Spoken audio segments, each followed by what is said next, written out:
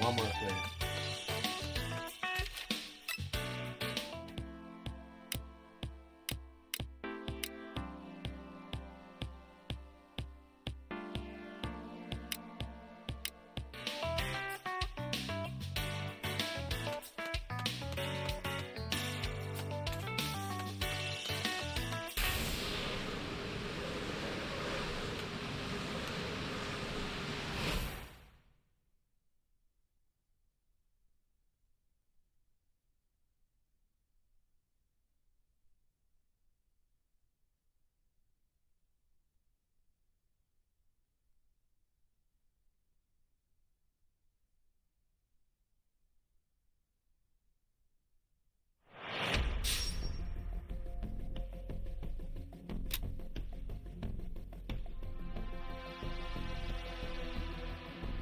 Made it to S1.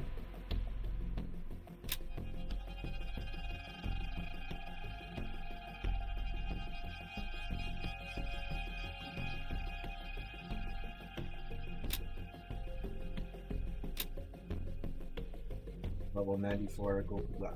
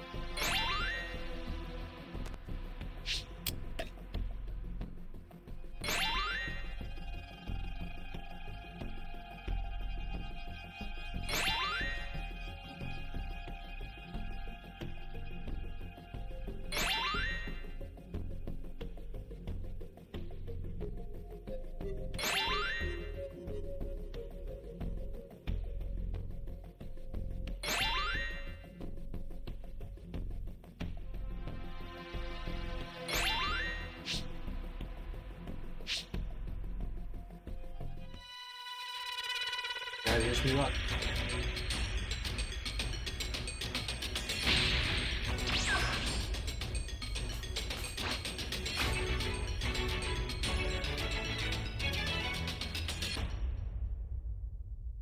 Can you hear me? Flying Nimbus trucks! I've set a super time machine, as well as a crate of supplies. Here's how to launch. Find the power keys, then place them in the right spots.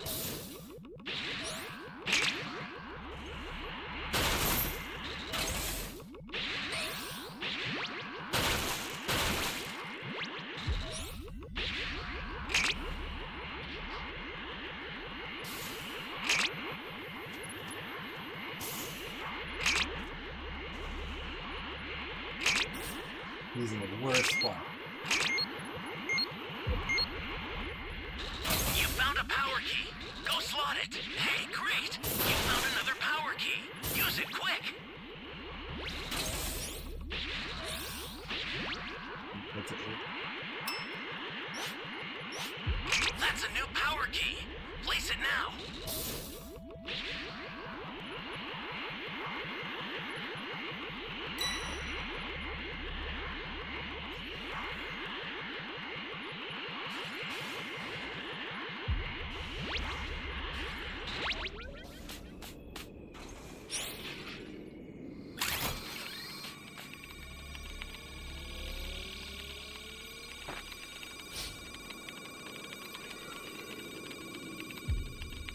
Where the radar is. He's right there in B.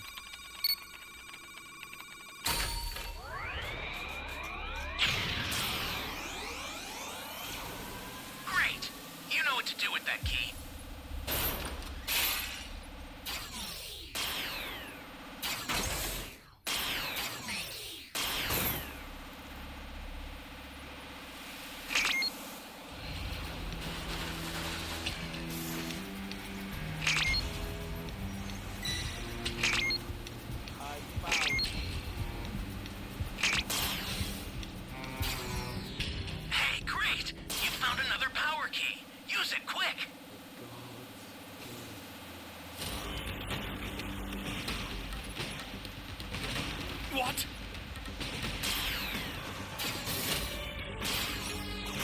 this?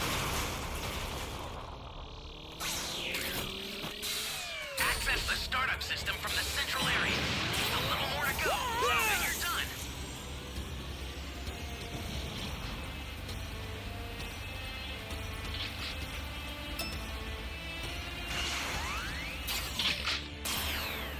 The startup system is under attack. Stop it if you can, but retreat if you need to. Got it? The startup system's under attack. Guys, what's going on? It's dangerous, so tread carefully if you want to get closer.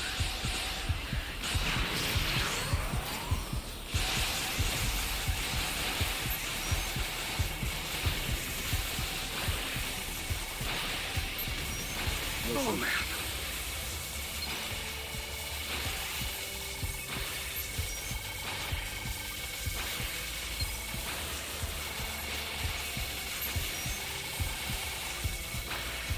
Holy hell.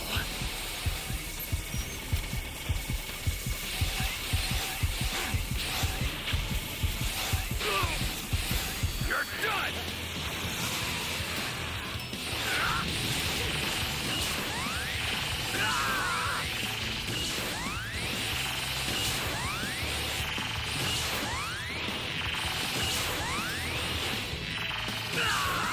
Holy hell.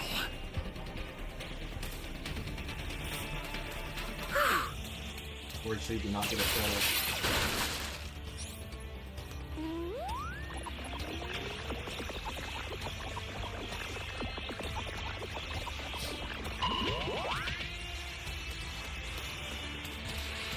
Stay calm. Stay calm.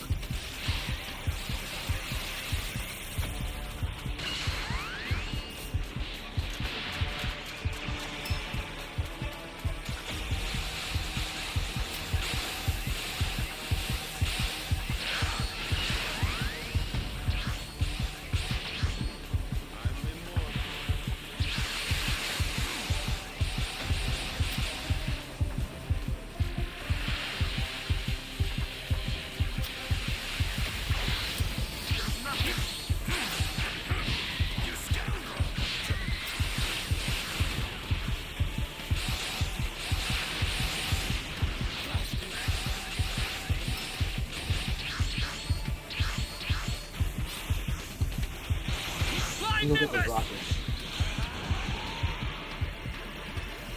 Subtle.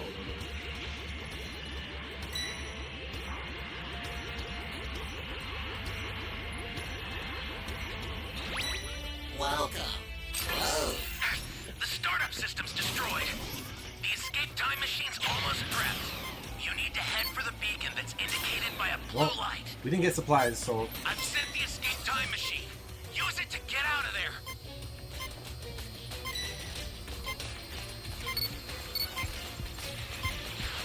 what are you doing?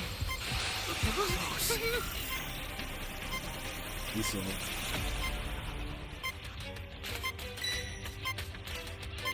An ally needs your help. We don't know what danger awaits. Think before rushing in. I've sent the escape time machine. Use it to get out of there.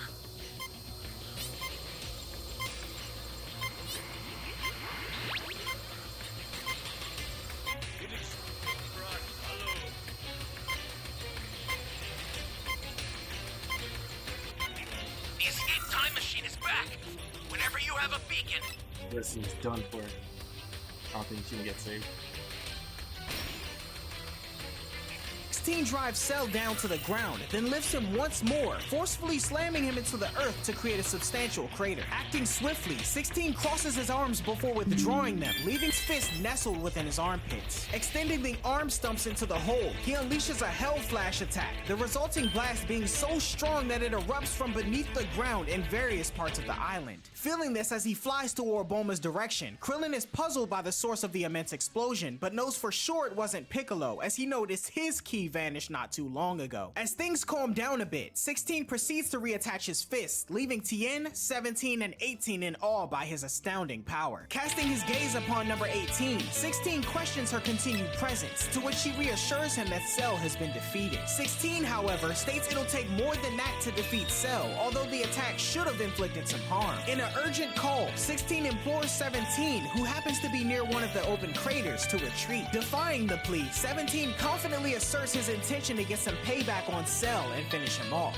However, Cell emerges from a hole behind him, his tail extended and ready, while 17 remains unaware of the imminent threat. Tien witnesses Cell emerge and urgently warns 17 about his presence. However, neither 17 or 16 have sufficient time to react, and without hesitation, Cell proclaims his emergence, his tail enclosing around 17, fully devouring him up to his waist before 16 can intervene. 17 is completely absorbed into Cell's body, initiating a transformative sequence that showcases the monster's escalating power. Realizing it's too late, 16 implores 18 to flee, noting Tien should do the same. Even Goku perceives Cell's surging energy, realizing that one of the androids have fallen victim to absorption. As the transformation comes to an end, Cell attains a state of partial completion, marking a significant step towards his ultimate goal. Cell's second form adopts a more human-like appearance, sporting more muscle. His feet now possess a sleek, boot-like contour, and his hands exhibit a closer resemblance to human appendages. Most notably, his facial features have undergone a change, assuming a more human shape with lips, human-like eyes, and an absence of a nose. Casting a smug glance toward the remaining androids, Cell's demeanor exudes confidence. Swiftly, 16 seizes 18 by the arm, taking to the skies in an attempt to evade.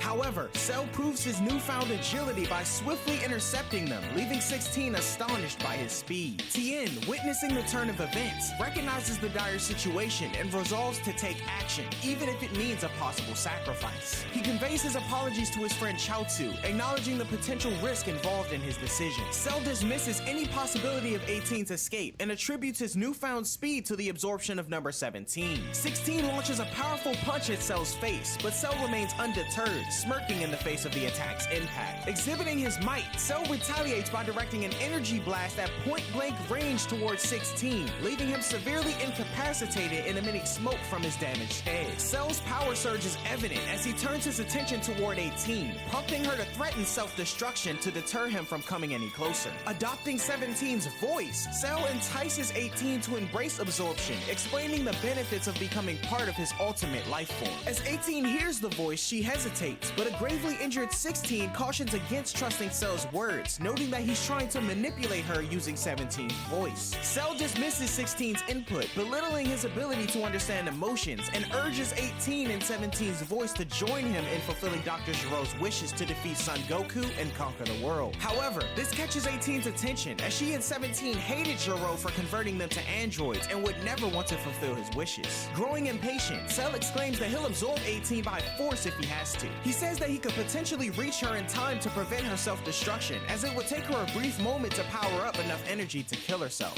An apprehensive number 18 gazes nervously at Cell, who chuckles and derides her chances of success. However, Cell's attention shifts, catching sight of Tien above him, who emanates a huge surge of power. Forming his hands into a triangular shape, Tien declares his Tri-Beam technique and hurls it at Cell. This amplified version of the Tri-Beam creates a colossal pit in the earth upon impact, and Tien urgently implores 18 to leave as Cell begins to rise from the pit and he's hit with another Tri-Beam. Responding to Tien's warnings, 18 rushes to 16, inquiring about his ability to fly. As Tien hits Cell repeatedly with Tri-Beam attacks, Goku's voice rings out, exclaiming to stop what he's doing, as any more exposure to the technique could kill him. Tien continues launching the Tri-Beam down at Cell, while number 18 helps 16 to his feet and they fly off. Back at the lookout, Goku keeps yelling for Tien to stop, and Tien uses one final Tri-Beam before he finally runs out of energy and drops to the ground. Goku feels this, and Cell begins to emerge from the pit. Cell gets pissed that 18's gone, and is surprised that Tien of all people was the one who slowed him down. Cell decides to eliminate Tien, but Goku suddenly teleports to the battle, and Cell is shocked to see him in person. Goku tells Cell that as he is now, he has no hope of defeating him, but exclaims for him to just wait one day and he'll be strong enough to take him down. Cell laughs and questions if Goku's serious, and the Saiyan confirms. Cell questions what progress Goku could possibly make in one day, but Goku ignores him and begins looking around. He says Piccolo's still alive and grabs Tien's hand, warping over to the edge of the Wily Island where Piccolo is washed ashore. Cell wonders how Goku moved in an instant like that, and the Saiyan picks Piccolo up over his shoulders and says they'll go to the lookout and get some sensu beans from Korin. Cell says he won't let them get away and rushes at the trio, but Goku teleports away with Piccolo and Tien before Cell gets to them. Cell wonders about the strange technique of Son Goku's, but decides he doesn't matter right now, as finding number 18 is his top priority, and he flies off to find her. Meanwhile, Krillin reaches Bulma's plane and explains that he thought it'd be faster to fly to meet her. She hands him the controller and says it won't work unless he's within 10 meters of the androids. She then offers to give him some battle gear like the one Vegeta has, but Krillin says Goku and the others need those more than he does. He tells Bulma they're at the lookout, and Bulma says she'll take it to them there. Meanwhile, Goku, Gohan, and a healed Piccolo and Tien speak at the lookout as Piccolo expresses his belief that nobody can beat Cell. Mr. Popo then yells out that Vegeta and Trunks are coming out of the hyperbolic time chamber, surprising Goku, who plans to go in next. Their attire hangs in tatters, and Trunks' hair has grown notably longer. Trunks offers an apology for the delay, explaining that his father had already pushed beyond the limits of Super Saiyan within 2 months, but he deliberately took his time. Vegeta swiftly dismisses the conversation, while Goku assumes that the training must have been successful. Vegeta asserts that Goku no longer needs to continue training, as he's now confident in his ability to handle Cell and the androids. Goku shares his observation of Cell's transformation after absorbing 17, but Vegeta remains undeterred. At this moment, Bulma arrives, taken aback by Trunks' altered appearance and growth. He elaborates on his year in the hyperbolic time chamber, prompting Bulma to wonder why Vegeta's hair hasn't changed. Vegeta clarifies that a pure-blooded Saiyan's hair remains the same from birth, a realization that dawns upon Goku as well. However, Vegeta refocuses the discussion, inquiring about Bulma's purpose for coming. She reveals a collection of battle attire stored in a capsule case, surprising Goku with its likeness. Gohan finds the attire reminiscent of what he wore on planet Namek, and Trunks promptly changes into one too. Bulma extends the offer to Tien and Piccolo, but Piccolo declines, stating his aversion to wearing the same clothing as Saiyans and Frieza. Seizing the moment, Vegeta tells Goku that he doesn't need to put on the suit as he won't get the chance to fight. However, Goku asserts he wouldn't complain if Vegeta defeated Cell and the androids on his own. Declining Goku's offer of instant transmission to Cell, Vegeta takes to the sky and departs. Trunks voices his intention to follow, and Goku hands him 2 sensu beans before his departure, coupled with Bulma's statement that neither of them better die. With Trunks gone, Goku now turns his attention to Gohan, indicating that it's their turn to engage in training. Meanwhile, Cell soars above the ocean, pondering the android's elusive speed that kept him from finding them. Lacking any trace of their whereabouts, Cell concludes that they must be hidden on one of the many islands below. In a burst of frustration, Cell bellows for 18 to reveal herself, as failure to comply will result in the destruction of the islands below. He states that while it's true destroying her would hinder his perfected form, there's nobody on Earth that could stop him from doing as he pleases anyway. Hidden on an island with 16, 18 states that Cell will probably do as he says. However, 16 urges her to remain still, reasoning that Cell is desperate to attain his perfect form and wouldn't risk destroying her. Meanwhile, Vegeta makes his way towards his destination, appearing confident in his mysterious newfound power. Cell yells for 18 to show herself, but realizes she won't be coming out. Determined, the monster decides to begin the destruction. Extending his hand, he unleashes a blast that propels an entire island into the air with an explosion before plummeting into the water. Acknowledging her absence in that one, Cell shifts his focus to the next island, determined to continue the search. 18 gets nervous as she witnesses Cell's relentless destruction, but 16 tells her that his attacks willingly lack the strength to eliminate her. However, she still remains worried over 16's safety. 16 wonders why Cell is so obsessed with the prospect of becoming perfect, given he's already the most powerful being there is. He speculates that Cell's pursuit may really just be the desire for ultimate power, and that he won't stop until he succeeds. Meanwhile, Cell proceeds to obliterate a couple more islands. In parallel, Vegeta soars through the sky, transforming into a Super Saiyan to speed up to reach his destination. The detonation of the island sends a strong shockwave, rocking number 18 and 16's island, as one of the islands destroyed was right next to theirs. 16 advises 18 to remain motionless, as Cell closely watches for any signs of movement. 16 states that if they ride out the explosions, at the very least, she'll survive the encounter. Cell primes himself to eradicate yet another island, this time the one harboring 18 and 16, when an unexpected arrival interrupts his actions. Vegeta's sudden appearance takes Cell aback, and Vegeta commands him to land. Both land upon the island where the androids sought refuge among the trees, and Cell assumes Vegeta's foolishly come to try to defeat him. Vegeta, however, states that he plans to pulverize Cell until there's nothing left, prompting the monster to find his comment amusing. 18 in the distance doesn't believe Vegeta either, given he was unable to defeat her just a few days ago. Trunks then arrives, prompting Cell's suspicion of a couple friends Vegeta may have on the way. However, Vegeta asserts that Trunks is merely an observer, firmly proclaiming that alone, he'll be more than enough to send Cell to an early grave.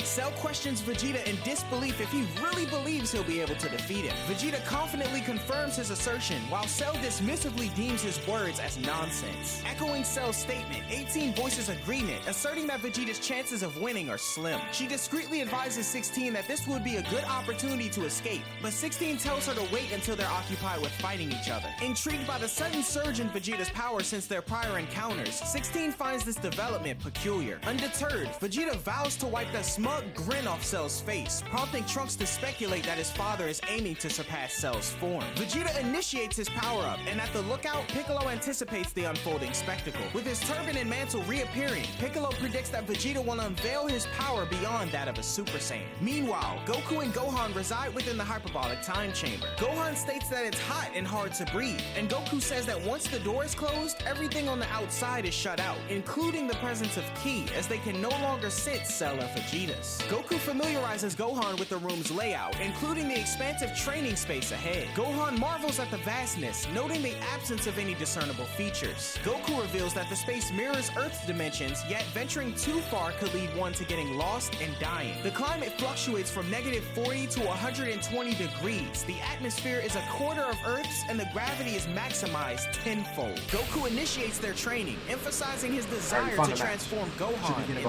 a Super Saiyan. Gohan worries he might impede on his father's solo training, but Goku counters that Gohan's participation as a strong opponent would be invaluable. Goku expresses his aspiration to surpass the Super Saiyan level, with his ultimate goal of becoming stronger than anyone. However, he also states he wants Gohan to be even more powerful than him. Gohan references Trunks' future, where he achieved Super Saiyan status but still fell to the androids. Goku reminds Gohan of the differences between their current situation and Trunks' timeline, highlighting Gohan's lack of training in that future. Meanwhile, Vegeta's power escalation leaves everyone in awe as he culminates a transformation. The Saiyan's physique visibly increases in size as his hair thickens and spikes as well. The astonishing display leaves Cell surprised as Vegeta charges forward, landing a powerful blow to Cell's stomach, shocking androids 16 and 18. As Cell clutches his stomach in pain, Vegeta knocks him away, watching as he lands on his back. Cell rises and points out that Vegeta may not be so weak after all, and he retaliates by throwing a punch at the Saiyan, but Vegeta expertly grabs his arm and forcefully flips Cell to the ground. Rising to his feet, Cell turns around only to be met with a powerful kick from Vegeta, propelling him through the nearby mountain. Krillin, carrying the remote controller in the distance, observes Vegeta's overwhelming energy, surpassing even that of Cell, and hastens toward the scene to investigate. In the aftermath of the clash, Cell sits amongst the rubble, numbers 18 and 16 in awe at Vegeta's change in strength in such a short period of time. Vegeta approaches the recovering Cell, who now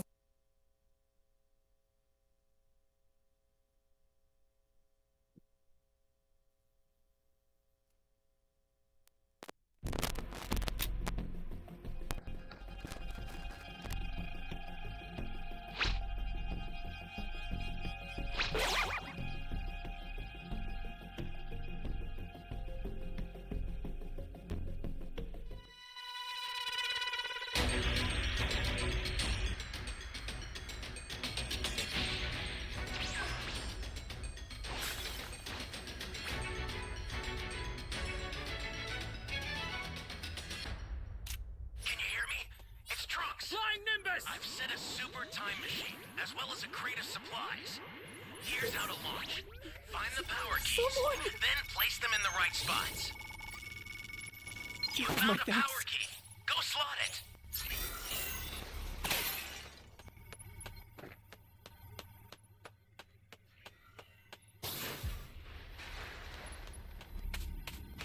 Welcome.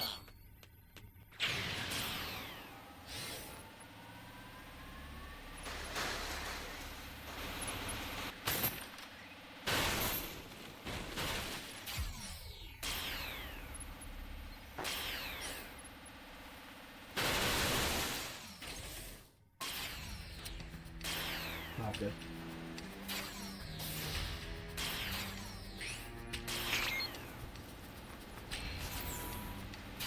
That's a new power key. Place it now. Look, this guy said that you can tap. You have my thanks. What's the big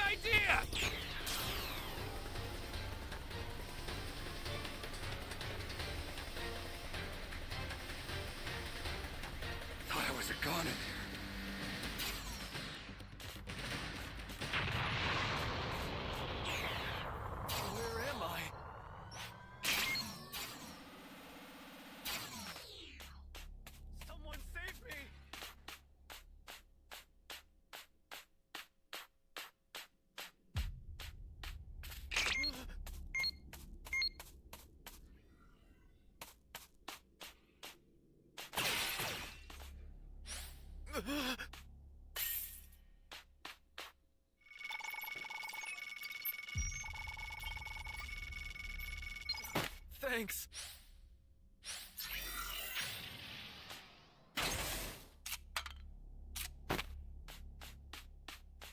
Flying Nimbus! Damn, everyone just left the key. Hey, great! You found another power key. Use it quick.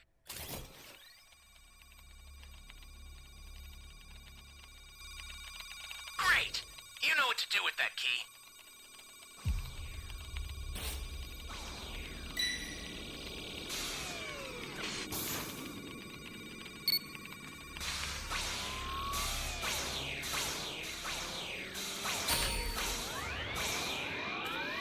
Flying Nimbus!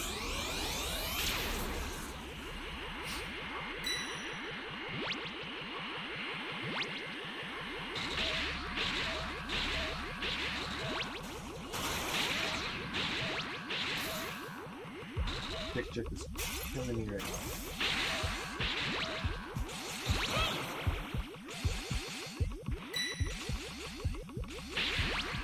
An ally needs your help. You don't know what danger awaits. Think before rushing in.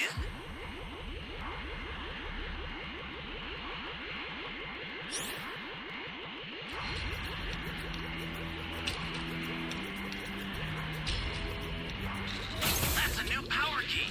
Place it now.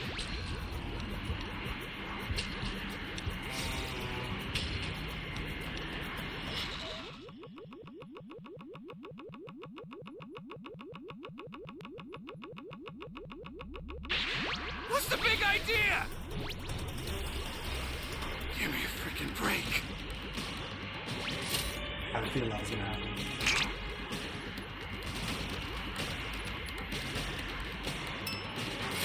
The startup system for the super time machine is ready. Head there now.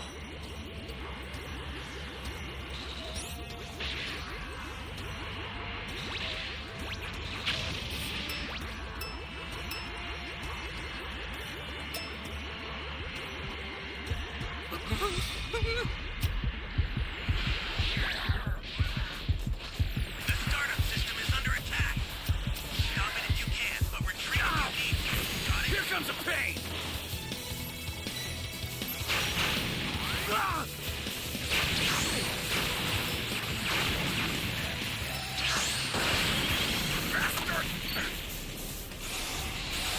Okay, left me, man. The super transfer is headed your way. I was gonna try to hit him with the stun, but another guy left me.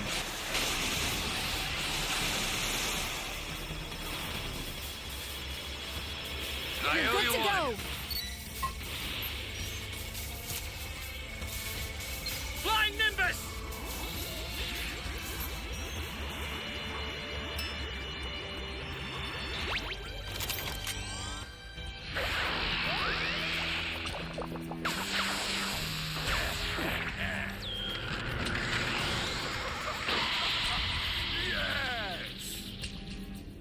Oh no! The super transfer was stolen.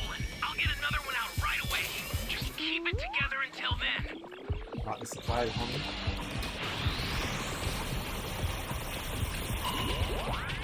I'll send some supplies to help. Make good use of them. I sent another super transfer. Take it and survive this.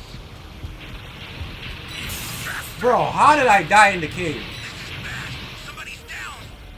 Exercise extreme caution if you're going to help them.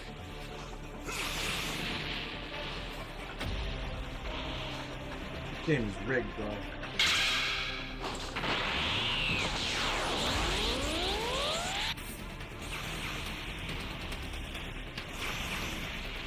Ally down. If you intend to rescue them, Yeah, the watch cave's out supposed for to protect enemies. you. I got knocked out.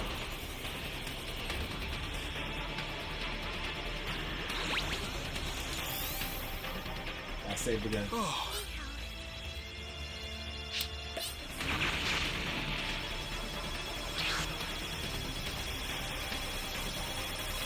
These are level 4. I owe you one. The startup system's under attack. It's dangerous, so tread carefully if you want to get closer.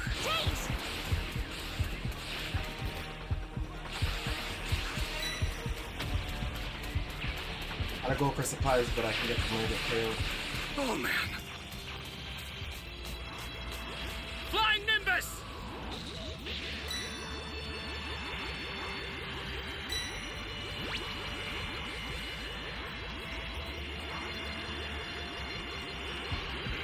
Stay calm. Stay calm.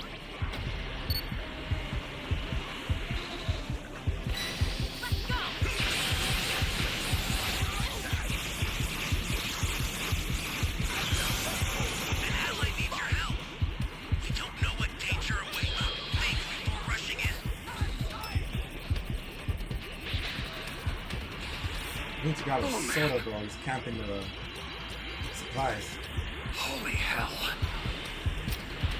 How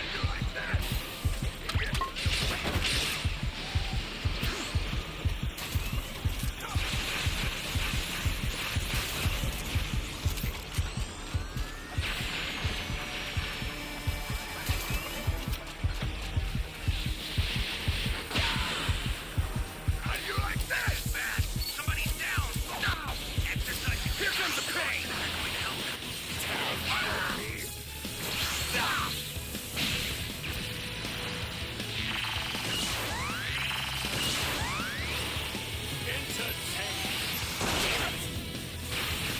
An ally needs your help. Stay calm. Stay calm. Think before rushing in.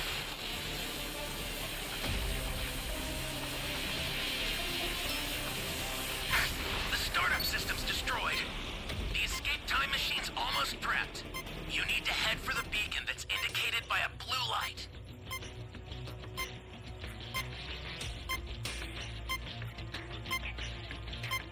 Person is gone.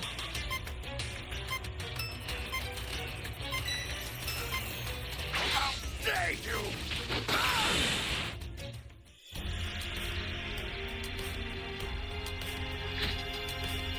Now all who have Vows to get serious, although Vegeta dryly remarks that he believes Cell was already doing so. A faint chuckle escapes from Cell before he begins to power up. Meanwhile, Gohan's endeavor to transform into a Super Saiyan encounters an obstacle as Goku clarifies that he's merely elevating his energy. Goku instructs Gohan to tap into his anger, envisioning himself falling victim to Cell. Gohan, however, admits his unfamiliarity with Cell, prompting Goku to suggest visualizing Frieza instead. Despite his best efforts, Gohan attempts to transform but falls short. got Goku KO'd, shares that homie. both he and Vegeta encounter similar difficulties, I emphasizing don't know, I got the hit need in the for cave. patience. While Cell completes his power-up, Vegeta acknowledges it's not enough. While in the distance, Trunks states that I his never seen father that has before. won the battle. Krillin, monitoring the situation from above the island, identifies the combatants as Vegeta and Cell. In a swift move, Cell flies toward Vegeta, delivering a punch that jolts the Saiyan but doesn't topple him. Rising from the impact, Vegeta dons a confident smirk and astutely acknowledges that Cell has reached his limit. Challenging Cell's skepticism, the Saiyan declares he isn't merely Vegeta anymore, rather, he's Super Vegeta. Puzzled by the concept of Super Vegeta, Cell contemplates what it means, to which Vegeta remarks that explaining it fully would be a pointless task. He advises Cell to worry about his own safety, but confirms it won't make a difference anyway. Hovering above the island, Krillin observes Cell's transformation and wonders if he's already become perfect. He then looks down at the remote Bulma created and states it may prove to be useless. Fueled by anger, Cell strikes out with his tail in an attempt to assault Vegeta, yet the Saiyan quickly vaults over the appendage and delivers a swift kick. Following up, Vegeta launches another powerful kick to Cell's stomach and hits him in the back of the head, sending him crashing down to the water below. Krillin is left in awe by the extent of Vegeta's newfound power, and his gaze shifts to Trunks, who's noticeably grown stronger as well. Krillin then notices the two androids nearby, surprised that they remain unnoticed by Cell, Vegeta, and even Trunks. Recalling Bulma's instructions about the proximity, Krillin discreetly lands on the island. He nervously approaches the location of the androids and becomes aware of Cell's incomplete transformation into his perfect form, deducing that number 17 must have been absorbed. As Cell emerges from the water, Vegeta decides to deliver an even more startling revelation. He proclaims that Trunks possesses a true strength nearly comparable to his own, letting Cell know that even if he managed to slip by him, his son would stop him anyway. Cell's gaze then fixates on Trunks as he sits in awe. Irritated by the realization that Cell's power isn't as accessible exceptional as he believed, Vegeta states that ending Cell's life feels like a waste of time. A sudden eruption of frustration from Cell comes out as he reflects on his inability to attain his perfect form, realizing if he had, he wouldn't have possibly lost to anyone. Observing Cell's reaction with a hint of intrigue, Vegeta's attention is momentarily diverted, while Krillin, meanwhile, stealthily approaches the androids. Vegeta flies over to Cell, inquiring whether he genuinely believes he could secure victory by attaining his perfect form. Cell confirms, stating his power, speed, skill, and mental capacity would all be improved, making him invincible as the computer told him. In a swift motion, Vegeta delivers a kick that propels Cell through the air. 18 wonders if Vegeta pretended to be weak when they fought, but 16 states he had no reason to do so, speculating that something drastic occurred in the last few days. As Krillin draws closer to the scene, his anxiety grows, causing him to crouch behind a boulder and observe number 18. His uneasiness grows larger as he gazes at her, thus forcing his hesitation to push the remote's button. Vegeta strides purposely towards Cell once more, reiterating his question on whether he can defeat him once he's complete. Cell expresses slight irritation at the repetition, confirming his confidence in emerging victorious if allowed to reach his perfect form. Intrigued by Cell's conviction, Vegeta's interest is piqued, prompting concern from Trunks regarding his father's intentions. Meanwhile, Krillin thinks to himself, realizing he needs to push the button in order to incapacitate and eliminate 18 to prevent Cell's evolution. Memories of 18's earlier gesture of kissing him on the cheek flood his mind though, as he inadvertently drops the controller. The sound of its impact draws 18's attention. She states that she remembers Krillin, but is shocked to see he's in possession of the emergency shutdown switch. Meanwhile, Cell capitalizes on his conversation with Vegeta, highlighting the Saiyans' inclination for battle and their enthusiasm for challenging adversaries. He asserts that the happier a Saiyan is with the strength of their opponent, the more motivated they become. Seizing upon Cell's assumption, Vegeta concedes. Cell takes flight, only to be intercepted by Trunks as a Super Saiyan. Amidst the turmoil, Krillin expresses Another powerful foe. To commemorate my newfound dominance, I'll destroy this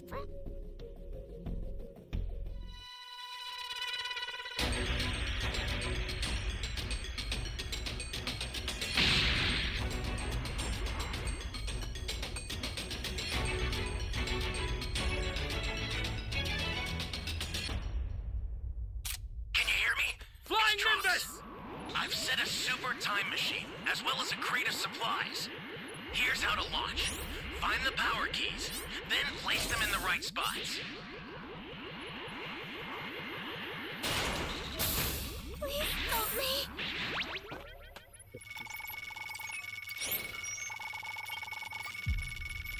You're a savior.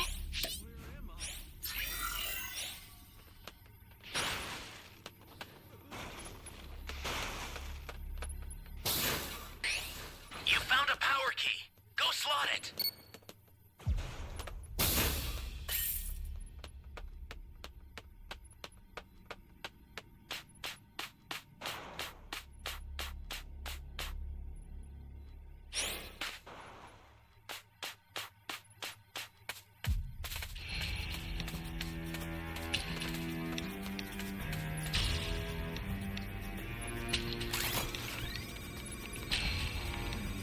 Gotta get the hell out of here! So predictable. Welcome. Thank you. Thank you.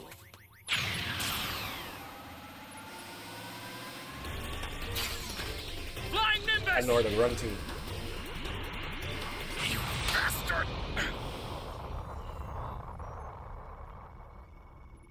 Honestly, I knew I shouldn't have said that key. That's why I turned around and I said, is there an escape?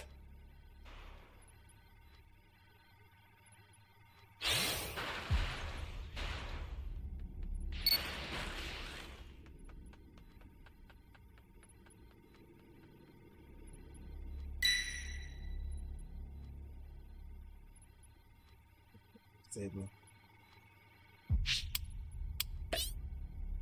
Great! You know what to do with that key.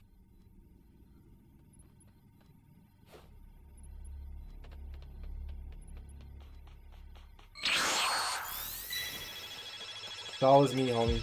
If I don't do it, no one else will.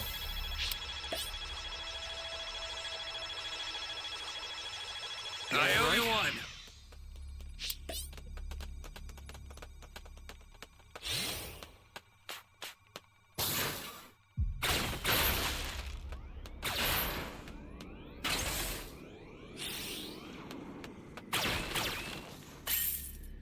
Yes, one more civilian, we're done for.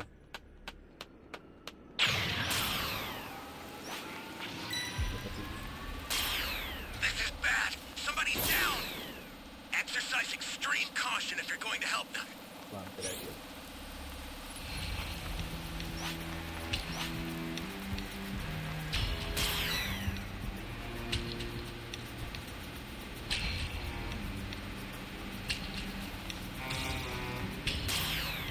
Hey, great! You found another power key. Use it quick. That's a new power key.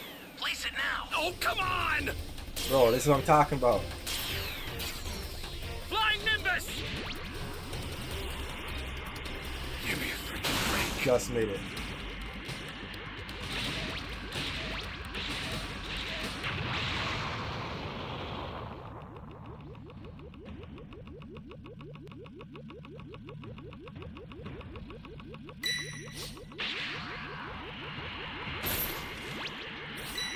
Gotta find a barrier. And no one found any Dragon Ball so far. So it's not looking too good.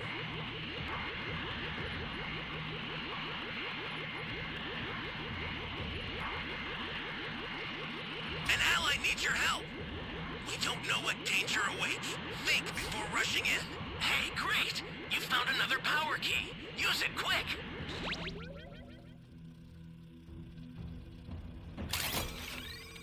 Access the startup system from the central area. Just a little more to go, then you're done.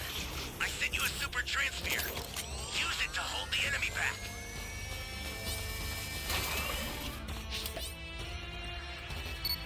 Flying Nimbus!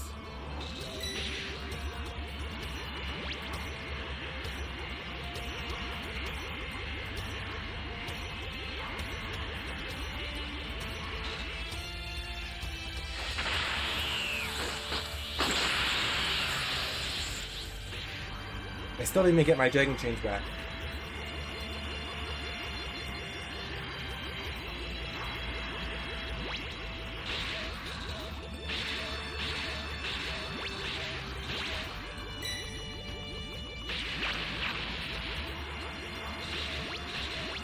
Couple more seconds. Gotta go in and help. Or level 3 will get cooked.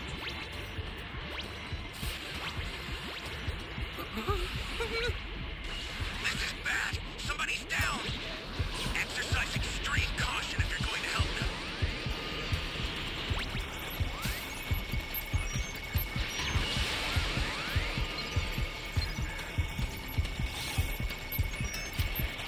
So he eats people and gets health back? I forgot.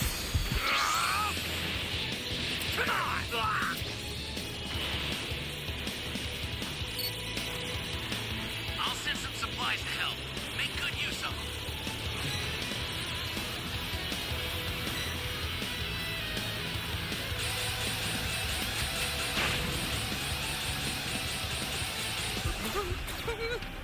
Flying Nimbus! Oh, man.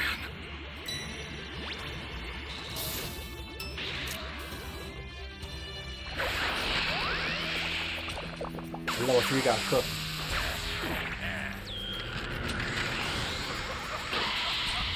Yes! I'll get another one out right away. Just keep it together until then.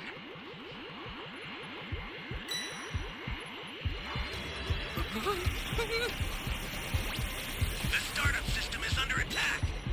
Stop it if you can, but retreat if you need to. Got it? I sent another super transfer. Take it! The startup system's under attack. It's dangerous, so tread carefully if you want to get closer.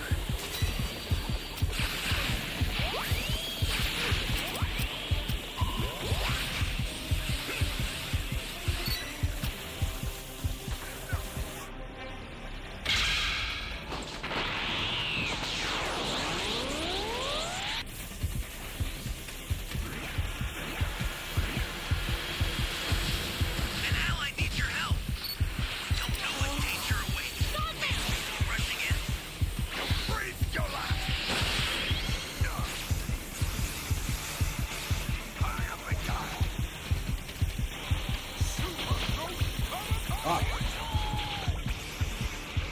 No, sort of. Flying Nimbus!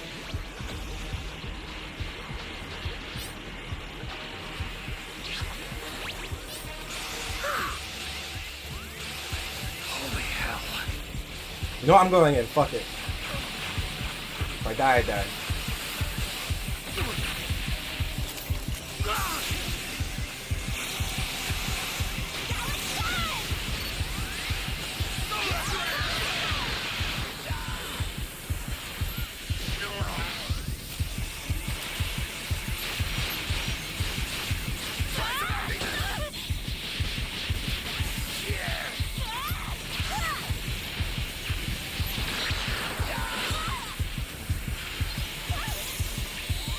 Systems destroyed. Time machine almost prepped. You need to head for the region that's indicated by a blue light. This is bad. Somebody's down. Exercise extreme caution if you're going to help them.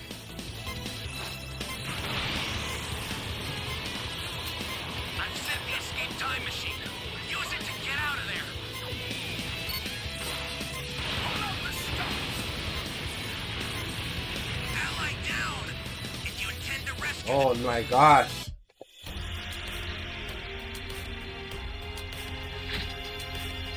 Now all who have challenged my Hey, we're back greatness now. have fallen!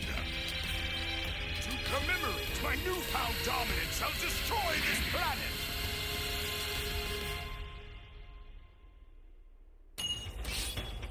It's all good.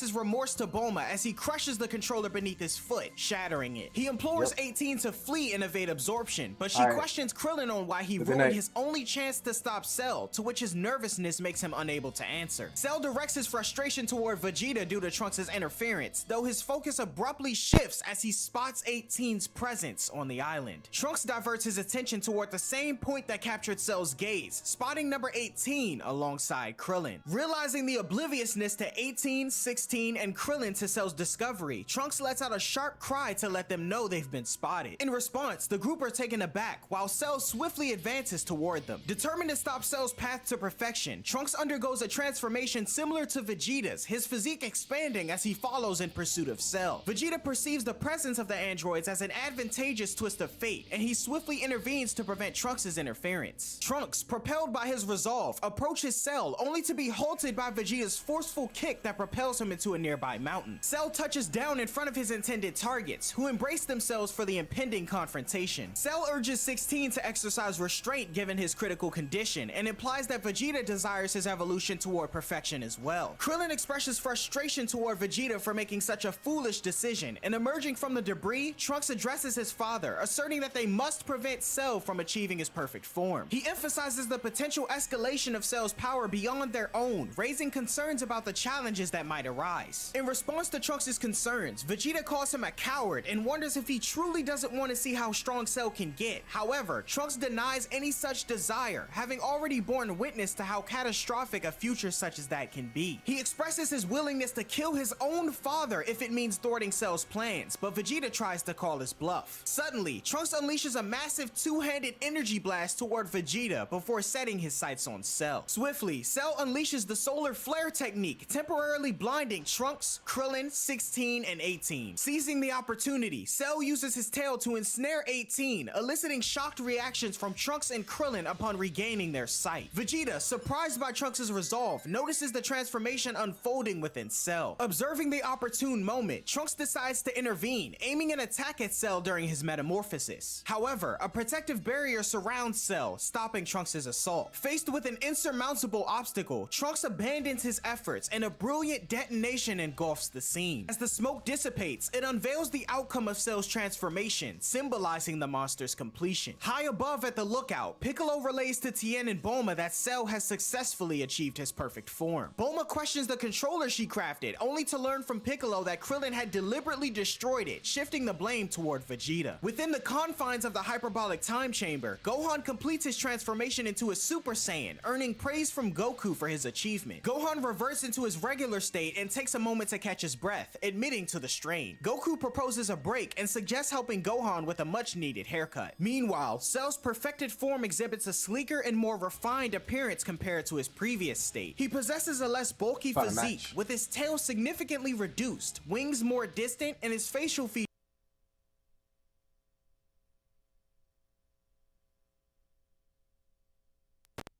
Idiots! Compared to me, you're nothing but an annoy.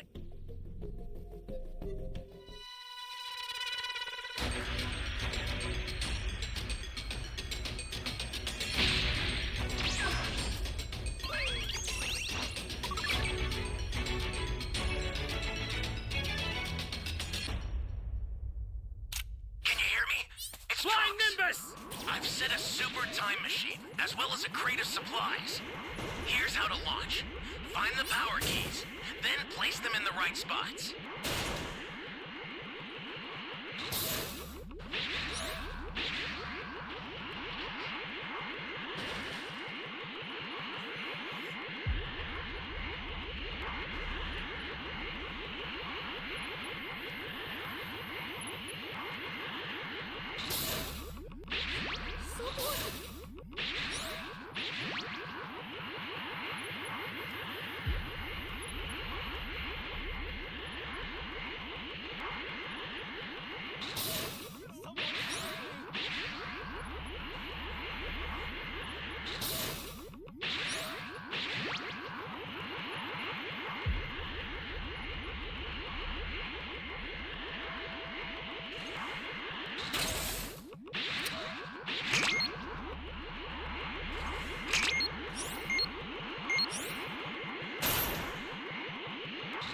You found a power key. Go slot it. That's a new power key. Place it now.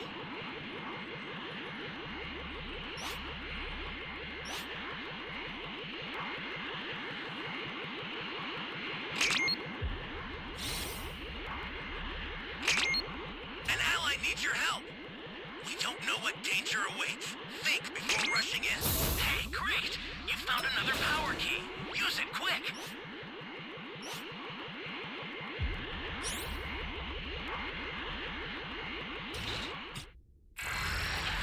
I'm putting you out of your misery right now!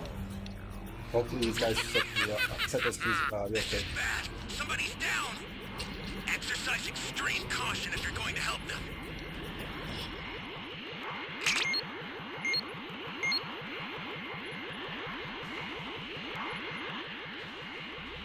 Yes. Okay, let me save these guys.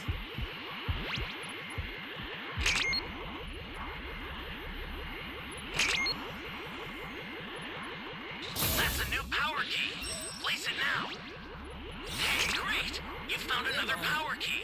Use it quick.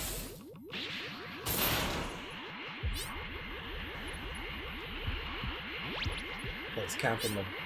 Well, thank you.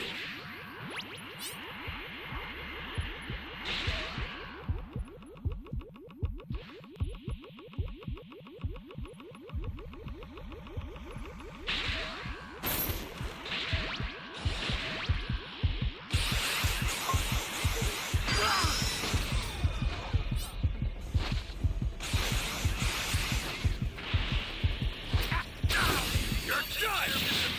Controlled by baby here.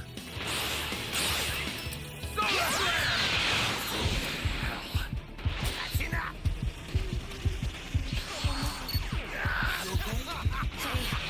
Thanks a lot. An ally needs your help.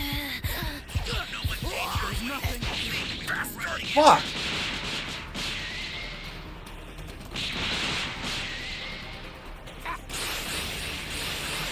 Guy kicked the right to me. Nah, he was camping those guys' bodies. I didn't want two players to go down. If you intend to rescue them, watch out for enemies. It looks like 4 did. If he kills all of us, then the match is over.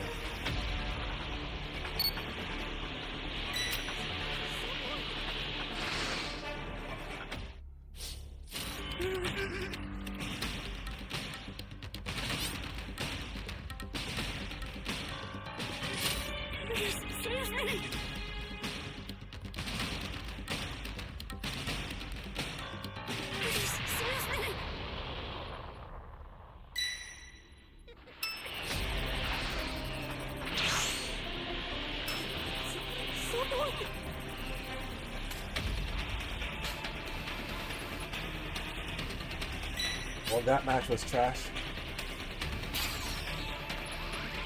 Welcome. Thank you. Oh, I dare you to find me!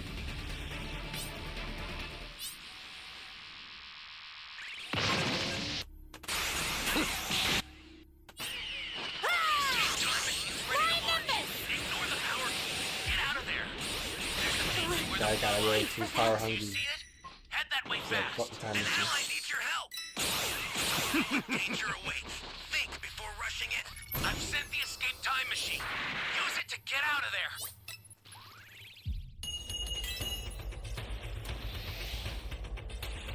Well, we're going down.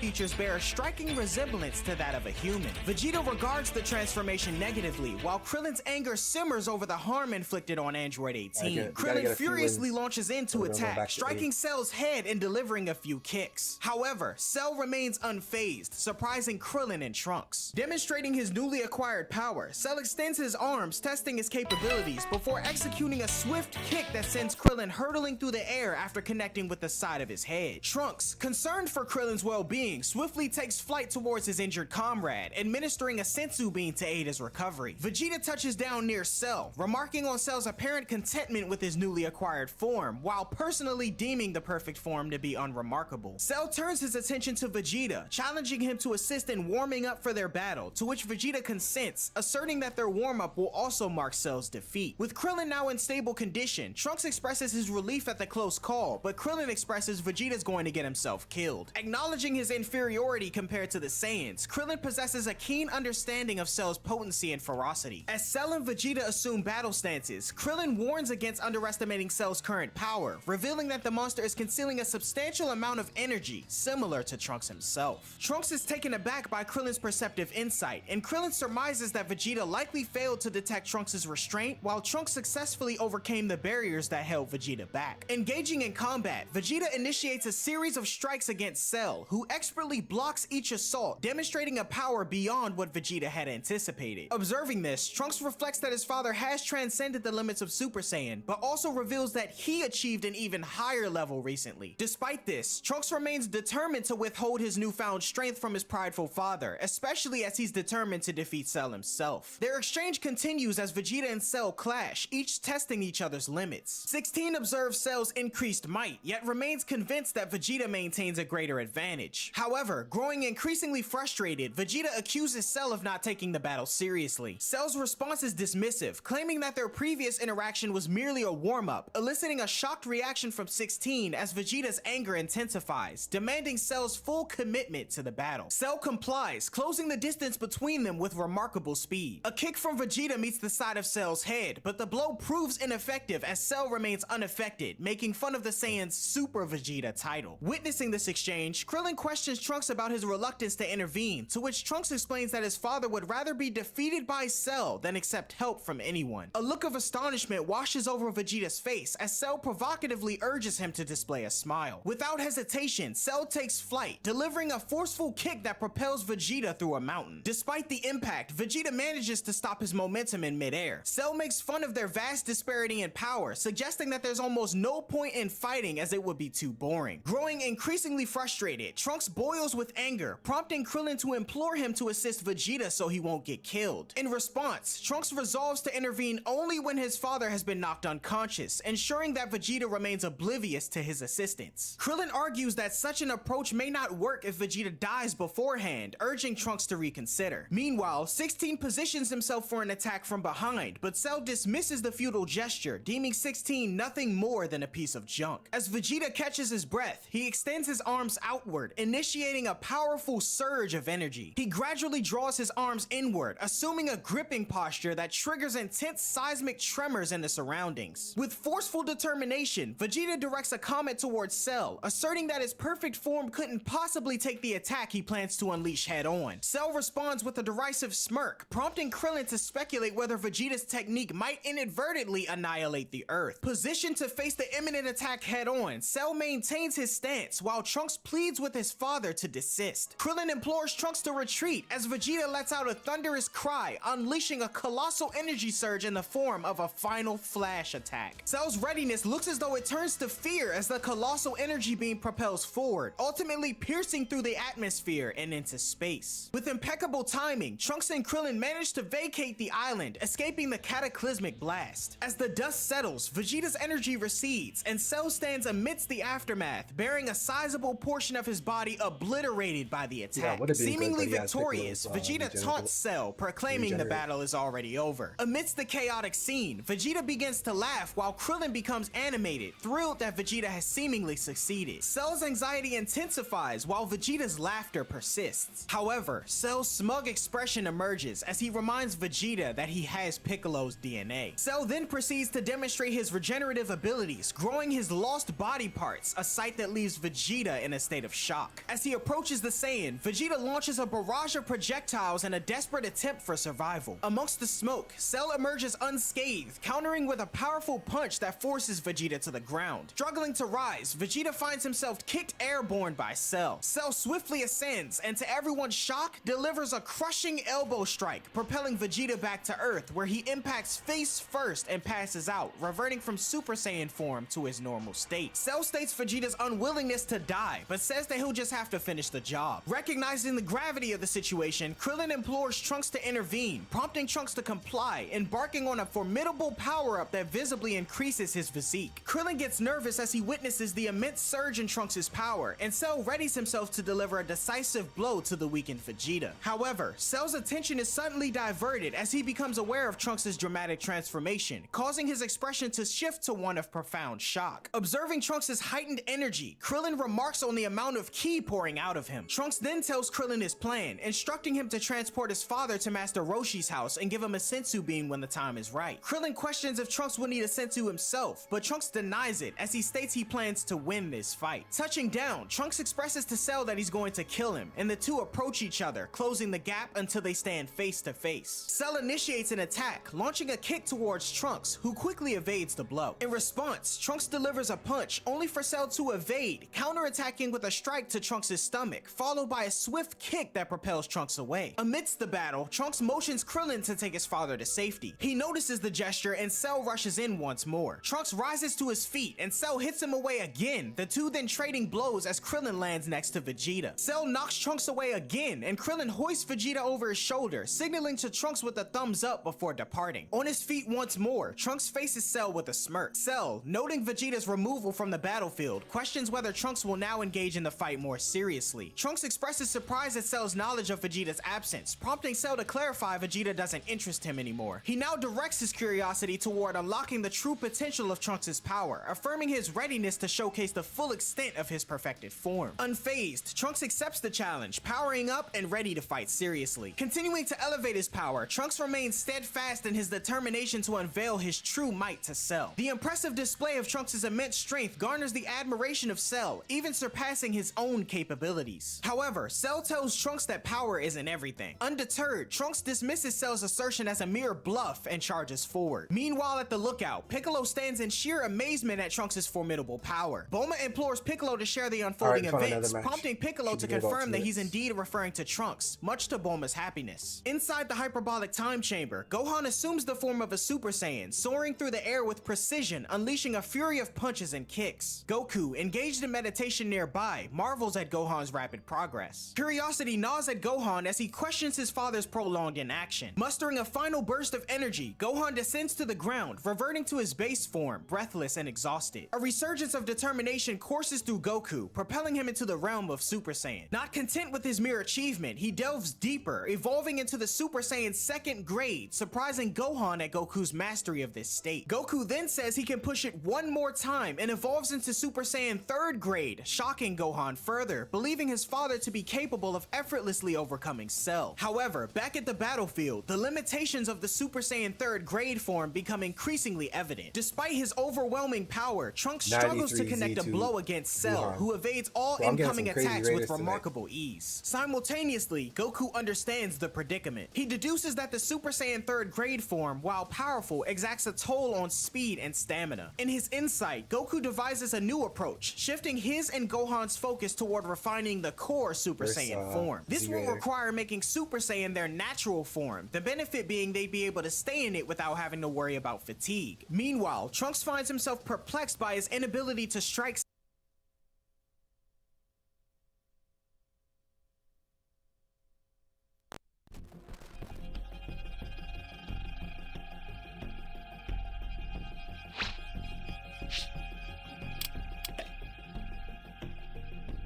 Another powerful foe.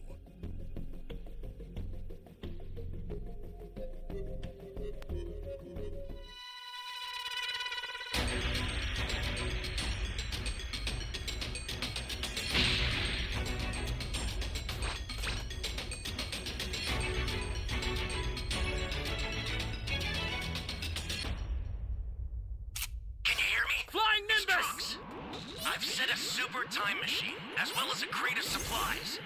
Here's how to launch. Find the power keys, then place them in the right spots.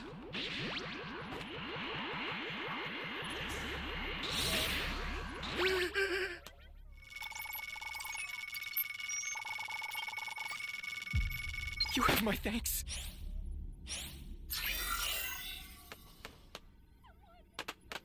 Find the key now.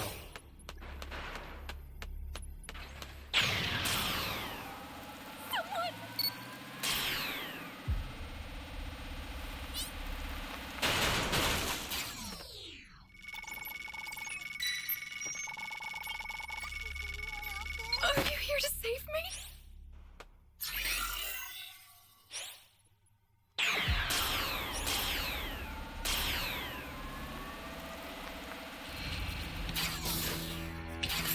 Oh, we found more keys. We're going to this not good.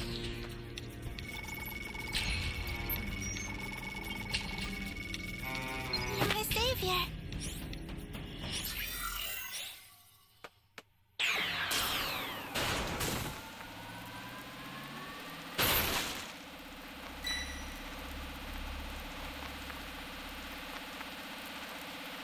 You found a power key. Go slot it.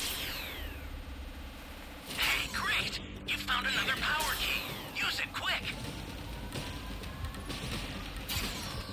Welcome. Thank you.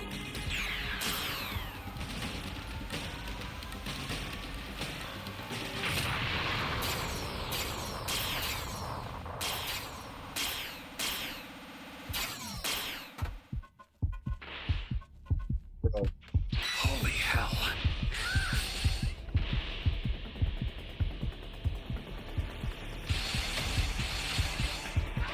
the stick drift.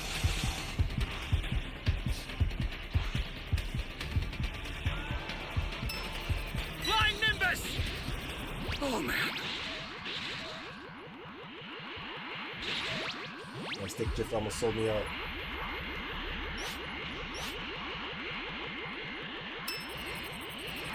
People are disconnecting. We lost 2 players.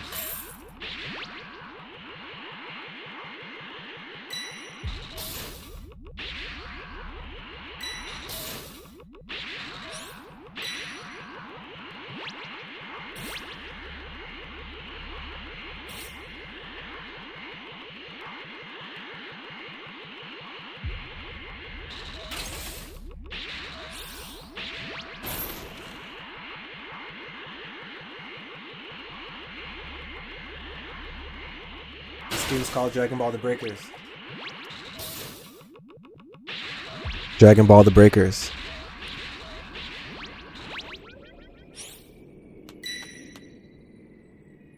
An ally needs your help. We don't know what danger awaits.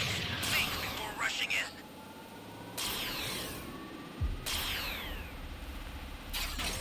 Great! You know what to do with that key.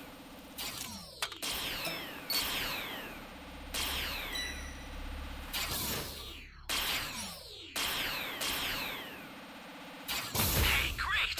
You found another power key. Use it quick.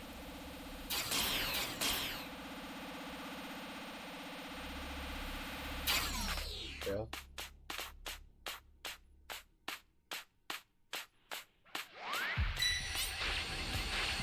Flying Nimbus!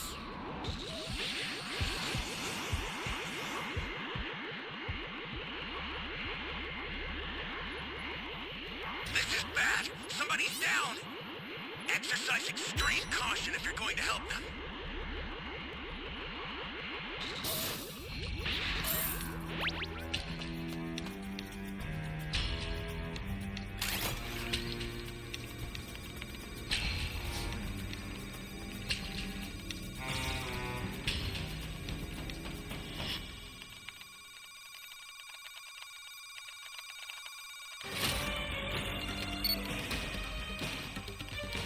That's a new power key.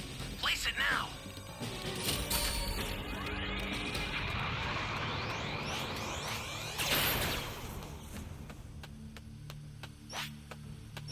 Flying Nimbus!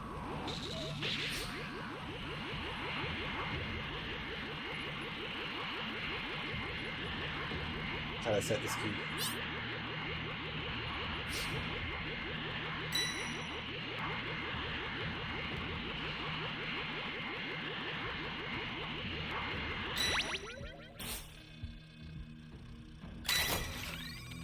Access the startup system from the central area.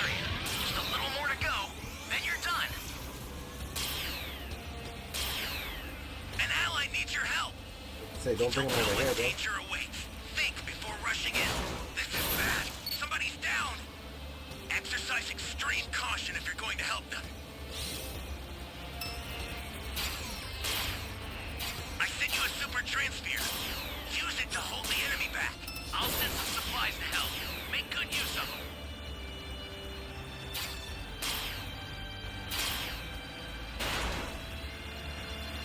There's only 3 of us.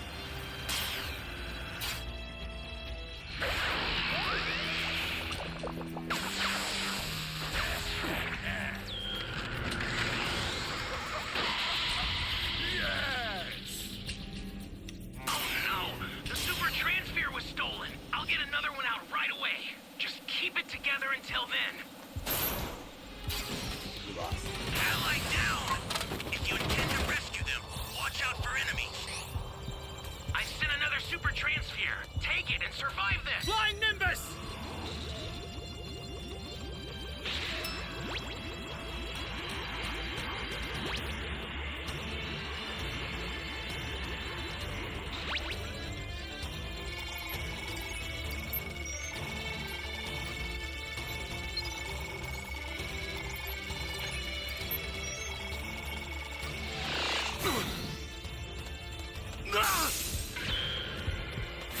Here comes the pain!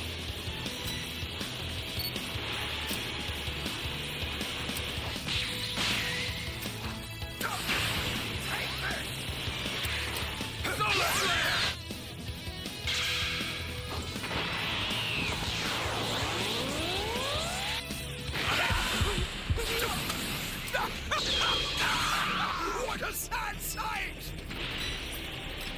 Nothing we could have done.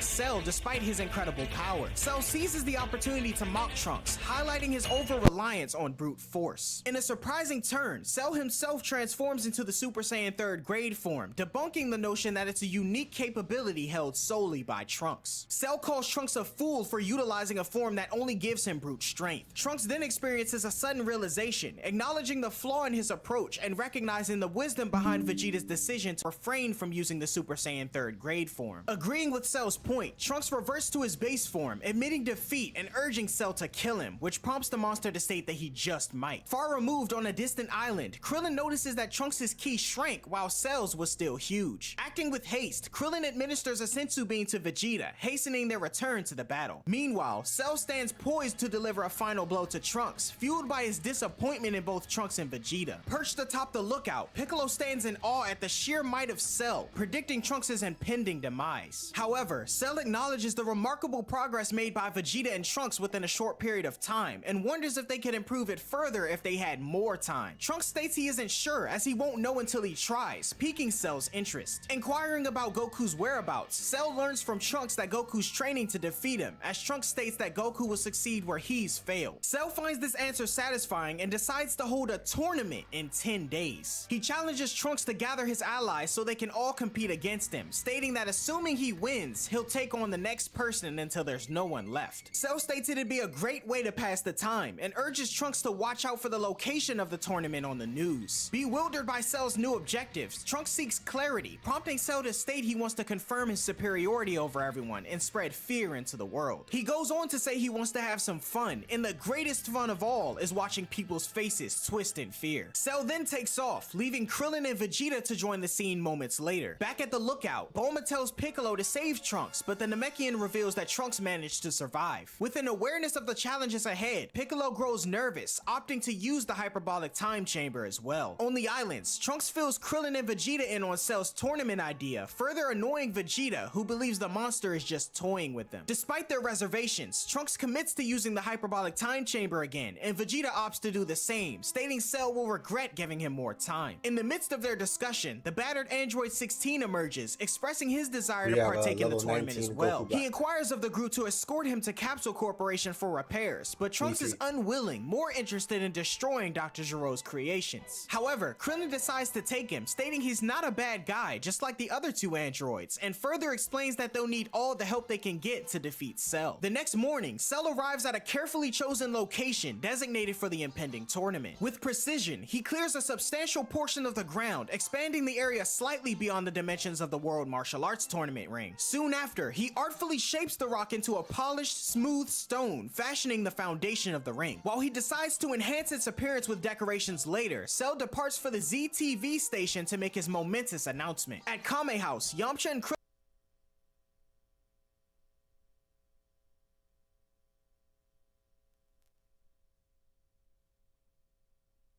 I sentence you to a despair and terror befitting of your wicked crimes. Oh, you don't understand. Your time is already at an end.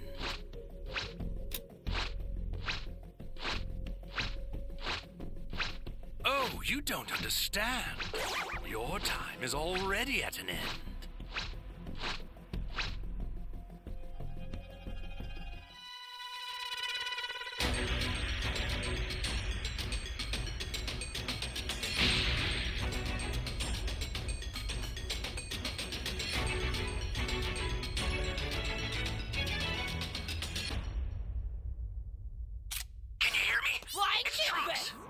I've set a super time machine, as well as a crate of supplies.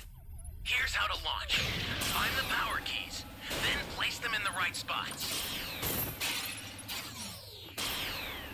Anyone, please! No matter. I'm so intoxicated by myself, I don't care if I have an Thank you audience. so much.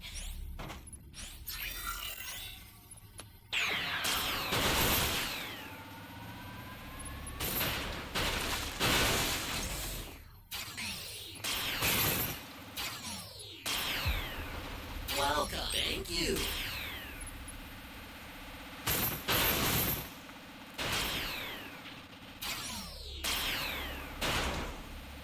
You found a power key. Go slot it. Flying Nimbus!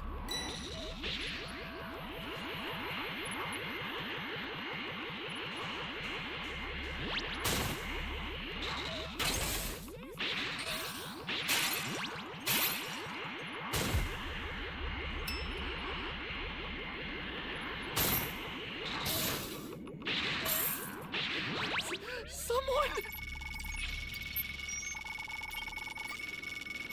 You're my savior. What's in that B key? Hey, great! You found another power key. Use it quick. Wait, that's what it says.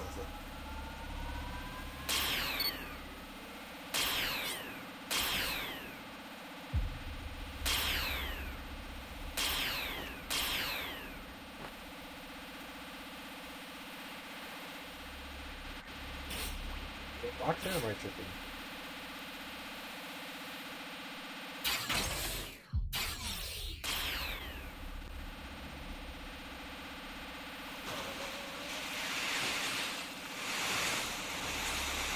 An ally needs your help. We don't know what danger awaits. Think before rushing in.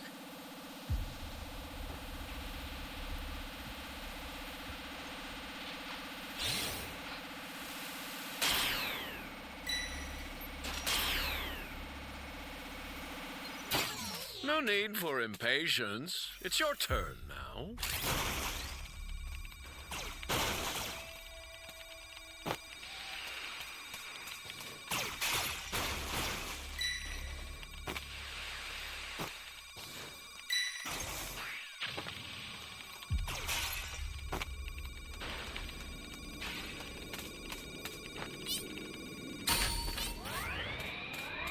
Yo, what's up? BGMK.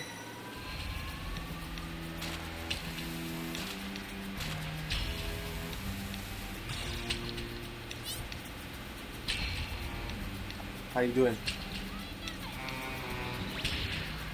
Greetings. Still looking for this damn AP.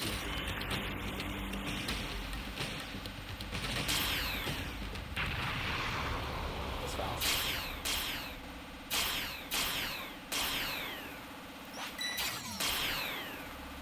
Wonder if it's up there. Flying Nimbus!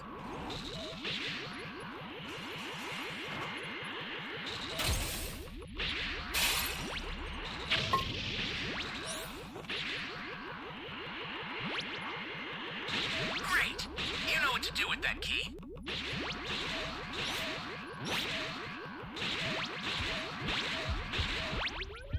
Shall we strike?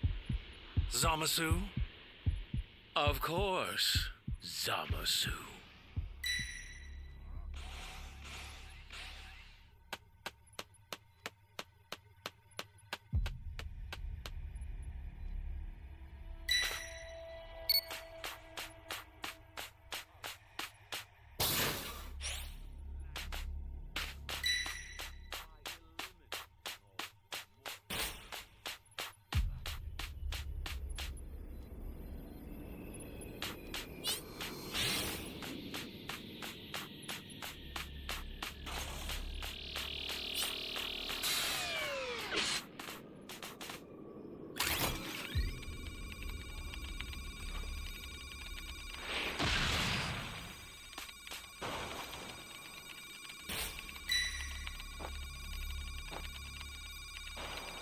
Yeah, we're in some ranked matches.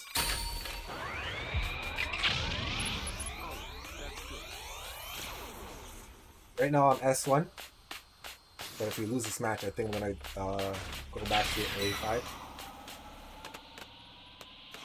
End of the line.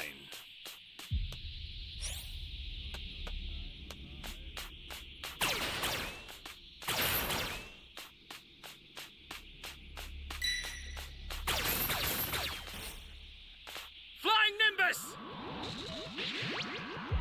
Ally down! If you intend to rescue them, watch out for enemies. Good riddance.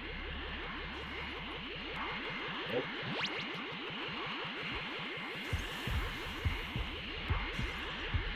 Holy hell. Oh man. Maybe I should leave this in.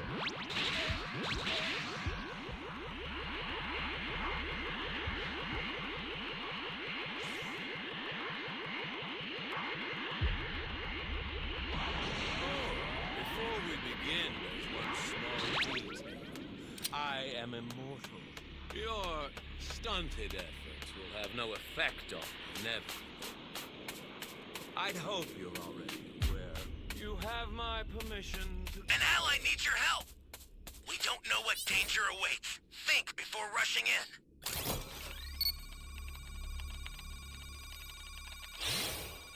You cannot hide from me. I won't hold back. You got this.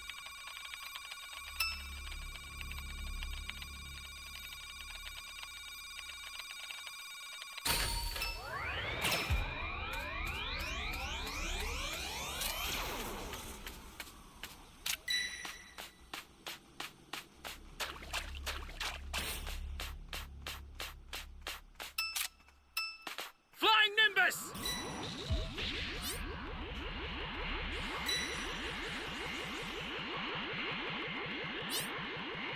I'm immortal. Defy the will of the gods. Hey, great! found another power key. Use it quick. The startup system for the super time machine is Right, ready. that was Head fast. there now. I didn't even get to see where the key was.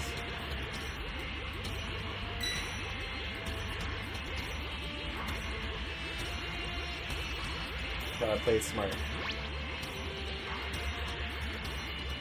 I do need one more cube so I can get to level 3. Ally Gotta find out down. real quick. If you intend to rescue them, watch out for enemies.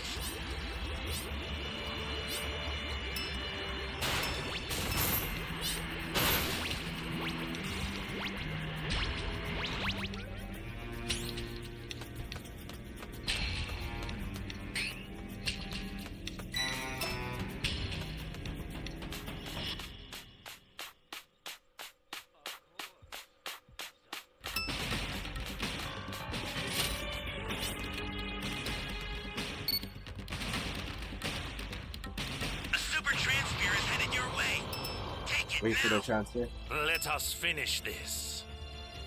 Indeed. I suggest moving on. Here goes that time machine, I'll go in. Immortals have limited lifespan. No.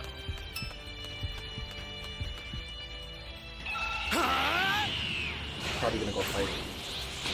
Through the time machine. Holy hell. I will finish you off nice and slowly.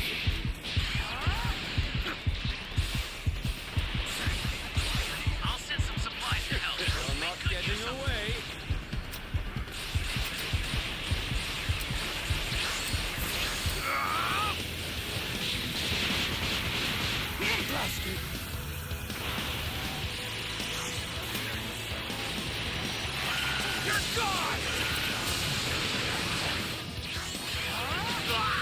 Bro, how'd I get hit twice?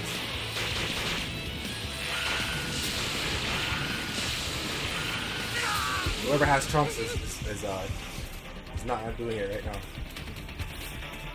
Got a few hits with the Kamehameha. Good one.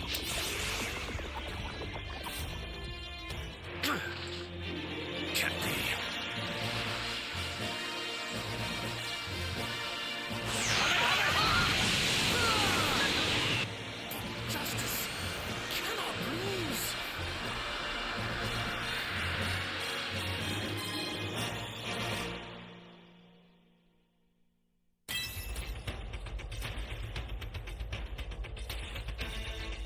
Krillin occupy a space near the television, currently tuned into a weather report. Abruptly, their attention is seized by screams emanating from the screen, revealing Cell's unanticipated presence at the TV station. Krillin alerts Master Roshi that Cell is on TV, and Chi-Chi comes over to watch too. Cell begins by announcing the interruption of the regularly scheduled programming to bring amazing news, and introducing himself to the world as Cell, the monster who'd been known worldwide thus far for slaughtering people a few days ago. He states that the person responsible for the massacre was him, only now he's grown much more powerful. Cell goes on to announce that in 9 days, on the 17th at noon, he'll be hosting a martial arts tournament called the Cell Games, then revealing the coordinates of the ring. The monster states that unlike the Tenkaichi Budokai held on Earth, everyone will be fighting him one-on-one, with the next person taking over after someone's lost. Cell goes on to explain that similarly to the Tenkaichi Budokai, a challenger loses if they surrender, fall out of the ring, or even die, although he'll try to go easy. Cell then vows to kill every single human being on the planet once he's won the tournament, coming relentlessly after every last one and watching their faces twist with fear. Demonstrating just a glimpse of his power, Cell then launches a devastating blast from the news station, killing hundreds of people and telling the world that they'd better come prepared to defeat him as he flies off, having made his point clear. The gravity of the situation prompts contemplation amongst the likes of Master Roshi, Krillin, and Yamcha, who speculate about who could possibly rise to the occasion posed by Cell. However, amidst the uncertainty, Vegeta asserts his intent to re-enter the hyperbolic time chamber for further training, and Trunks decides to join him. Cell's ominous transmission spreads fear throughout the world, leaving civilians lacking confidence in the Earth's military or its champions. Yet among them, a forgotten figure looms, a resilient boy who once vanquished Demon King Piccolo and more recently thwarted the Saiyans and the tyrant Frieza. In the midst of global apprehension, Goku, unseen, is tirelessly honing his skills alongside alongside his son, Gohan. Panic has spread throughout the world since Cell's broadcast, as people try to locate places that would make them less of a target. Meanwhile, at the lookout, Vegeta and Trunks, wearing new battle gear, are waiting outside the hyperbolic time chamber along with Piccolo and Tien. Trunks wonders how much longer Goku and Gohan will be, and Popo says it'll be another 3 hours. Vegeta states they probably won't come out on time, as their training will likely take more than 24 hours. Piccolo says there's nothing to worry about, as there are still 9 days left into the tournament. He believes Trunks and Vegeta should rest while he goes in first, but Vegeta exclaims Piccolo's assistance is a waste of time, as only a Saiyan could do any good against Cell now. He states that Piccolo can do what he wants, but he'll be using the remaining 8 days for himself. Piccolo calls Vegeta a fool, stating a person can't spend more than 2 days or 48 hours of their life in the hyperbolic time chamber. Vegeta asserts he may do it anyway, but Mr. Popo says if he tries, the exit will disappear and he'll be stuck in there forever. Just then, everyone feels Goku and Gohan's ki as they're coming out sooner than expected. The pair exit the chamber as Super Saiyans, and Goku wonders why Vegeta and Trunks are here, but he feels Cell's ki, assuming that he must still be alive. Piccolo thinks to himself that he barely recognizes Gohan, and Goku inquires Trunks to fill them in on what's been going on. Amidst Trunks' explanation, Vegeta wonders what happened to Goku and Gohan, as they appear to be Super Saiyans, but he can't feel their energy. He says it's like the transformation is their natural state, and Trunks concludes his explanation. Goku thinks the tournament sounds interesting, and questions Mr. Popo on if he still has his clothes. Goku gets dressed, declining Trunks' offer to get a new set of armor, and Gohan confronts Piccolo, asking to get clothes just like his, to which the Namekian obliges. Donning their battle outfits, Vegeta inquires of Goku if he thinks he can defeat Cell. Goku states he doesn't know since he hasn't met Cell in his perfect form yet, so he decides to get a look at him using instant transmission. Goku appears behind Cell, the monster then asking if Goku likes the ring he prepared to decide the Earth's fate in 9 days. Goku, however, says it's pretty lame, and the two stare each other down. Goku gets serious, inquiring if this is Cell's complete form. Cell confirms, and Goku says he'll definitely show up to fight, but tells Cell not to kill anyone else. He then leaves, saying it'll be a good match. Cell then stating how the tournament will be more fun than he expected. When Goku returns, Trunks wonders what he thought of Cell, the Saiyan then stating he didn't think the monster would grow this much power, and if he were to fight him as he is now, he probably wouldn't stand a chance. This statement shocks Vegeta and Trunks, prompting Piccolo to urge Goku and Gohan to reuse the hyperbolic time chamber after everyone else is 7 out of gone. 8 However, Goku refuses, much to the Namekian's surprise. Piccolo wonders why Goku won't go back in the hyperbolic time chamber, and Goku explains the conditions of the room are rough and that he'll be better off resting his body. Vegeta mocks Goku, assuming the time chamber was too much for him. However, Goku says that there's a point where stressing your body becomes torture rather than training. He goes on to say that the rest of the group can go in though, as they probably still have some room for improvement. Feeling patronized, Vegeta questions if Goku's suggesting he's stronger than him, to which Goku confirms, stating much more so, angering Vegeta. Goku wishes everyone good luck, and he and Gohan take off, stopping at Korin's tower shortly after. Korin highlights the dire events unfolding on Earth, and as Goku explains that he's never seen anything like Cell before, Korin expresses astonishment at Goku's apparent calmness, even in the face of Cell's perfect form. Wondering if Goku's come across some revelation in the hyperbolic time chamber, Korin questions if he's made a valuable discovery. Goku brushes off the question with a chuckle, prompting Gohan to contemplate the possibility, as he was alongside his father during their entire training period. Goku questions Korin on Cell's strength, and Korin states he's not sure, as he hasn't shown his true powers, but he could estimate it. Goku tells him to try and compare Cell's power to his own, and he'll raise his ki. Meanwhile, Tien wonders if Gohan and Goku were really Super Saiyans, since they seem so natural. Piccolo says they definitely were, but they seem to have trained themselves to maintain the state as if it were their norm. Trunks thinks that it might be so they can do an even more incredible transformation during the battle with Cell, but Vegeta berates him, stating that Goku and Gohan decided Super Saiyan was their best combat state, assuming that if they got used to it, it would minimize the strain on their bodies during battle. Suddenly, Goku begins to power up, nearly blowing Korin and Yajirobe away, although Gohan remains calm. Korin tells Goku to stop and lower his energy, otherwise he'll shatter the tower. The others at the lookout feel Goku's ki and are in disbelief. As things calm down, Goku tells Korin that was about half his power, and Korin thinks it's crazy how Goku could be this strong. However, Gohan thinks to himself, wondering if that's all his father is actually capable of. Goku inquires of Korin to compare him to Cell, and the cat falls silent, then stating that Cell is still a bit stronger. Goku realizes his own estimation was correct, and thanks Korin happily. He touches Gohan on the shoulder and the two teleport away. Yajirobe and awed how incredible Goku is, while Korin wonders why Goku is so calm given the dire situation. At the lookout, Vegeta Vegeta grows frustrated at Goku for always being one step ahead of him, thinking every time he believes he's got the upper hand, he's proved wrong. Vegeta then yells at Piccolo to hurry up and get in the room, as he's eager to go in next. Goku and Gohan arrive at Kame House, and Goku says they'll get Chi-Chi and go home. From there, he and Gohan will have 3 days of rest, 3 days of training, and then another 3 days of rest. Gohan wonders if this plan is the best course of action, but Goku tells him not to worry as they go and grab Chi-Chi, who screams when she sees Gohan's hair color, thinking he's turned into a delinquent. A few days later, Goku, Gohan, and Chi-Chi enjoy a leisurely picnic by the lake. Goku notices a massive fish in the water and points it out to the others, but Gohan, concerned about their carefree attitude, questions if relaxing like this is wise. Goku reassures him, suggesting that things will probably work out in the end, which catches Gohan's attention. Despite his son's unease with the uncertainty though, Goku's confidence in their ability to win is evident. After a while, the three drive down the road. Goku remarks that all the shops are closed, to which Chi-Chi explains that people believe they only have 7 days to live due to the Cell games. Amidst this, a radio broadcast captures their attention, where a newsman announces the Royal Army's mobilization to confront the creature known as Cell. Reacting urgently, Goku intervenes, imploring them to halt their approach as it would only lead to their deaths. An array of tanks, planes, and soldiers converge upon Cell's location, brimming with misguided confidence. Cell departs and lands on a nearby mountain, stating that he doesn't want to damage his new arena. The Royal Army unleash an onslaught of missiles, gunfire, and other explosions on Cell, Goku's family following the developments through a radio broadcast, witnessing the futility of the assault. The commander eventually tells everyone to hold their fire, but despite their attempts to engage, Cell remained unharmed. As the survivors attempt to retreat, Cell dismissively eliminates them with only a glimpse of his power, leading Goku to switch off the radio in anger. Decisively, Goku instructs Chi-Chi and Gohan to head home, as he intends to go see Piccolo. Exiting the vehicle, he vanishes using instant transmission. Upon his arrival at the lookout, Goku immediately wonders if Piccolo used the hyperbolic time chamber again, to which the Namekian confirms. Goku assumes that Piccolo's power has significantly increased, however, he states that he still isn't strong enough to beat Cell. The conversation shifts to Goku's request to split Piccolo and Kami once more, given the Dragon Balls were turned to stone after their merger and they need them again to bring everyone back who Cell killed. However, Piccolo states that such a thing is impossible, as once he and Kami fuse, they can never separate again. Goku acknowledges the response and proposes seeking the surviving Namekian's planet as a solution to restore the Dragon Balls. He says that if one of them will be willing to come live on Earth, they can become a god like Kami was, and the Dragon Balls will be restored. Goku declares his intent to locate the Namekians, and Mr. Popo expresses his openness to having a new guardian of the Earth. Piccolo questions Goku's travel plans, considering their limited time and lack of knowledge about the Namekians' destination. Goku, however, tells Piccolo he isn't thinking, stating once again he possesses the instant transmission technique and plans to detect individuals with a key resembling Piccolo's. Goku's initial attempt at finding the Namekians proves unsuccessful, prompting him to consider utilizing King Kai's planet for assistance as he teleports away. Meanwhile, at Kame House, Krillin, Yamcha, and Master Roshi tune into a TV broadcast featuring King Furry. He takes responsibility for the failed army attack against Cell and expresses hope for a savior's emergence, more specifically someone like the boy who defeated Demon King Piccolo long ago. Goku reaches King Kai's planet and greets Bubbles before conversing with the Kai, who is napping. Goku begins telling the Kai about the Earth's extraordinary events, and he helps Goku by pointing him in the direction of the Namekians' new home. Goku begins to pick up the Namekians' location.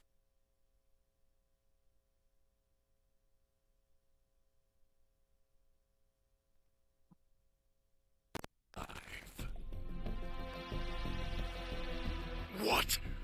Impossible! Here's a little something for you. What? Impossible! What? Impossible!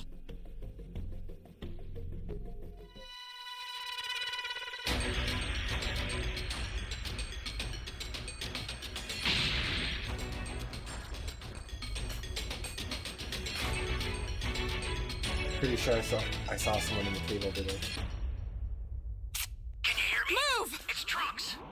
I've set a super time machine, as well as a crate of supplies. Flying Nimbus! Here's how to launch. Find the power keys, then place them in the right spots. Finally, I can control Broly's power and take over the cosmos. Thanks. Finally. You found a power key. Go slot it.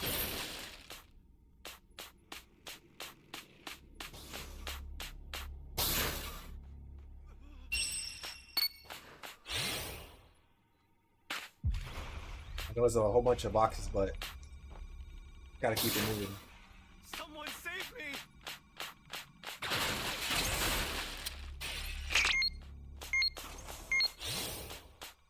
Someone save me!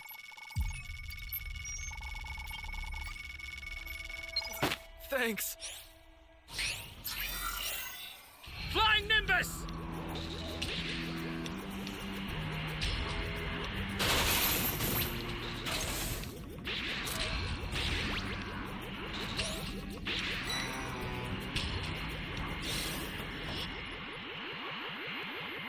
Welcome. Thank you. Whoa.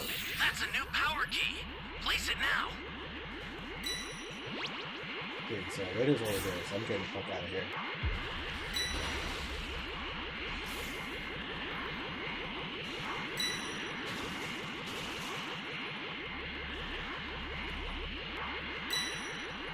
Hey, great! You found another power Oh. key. Use it quick. I want to set this key.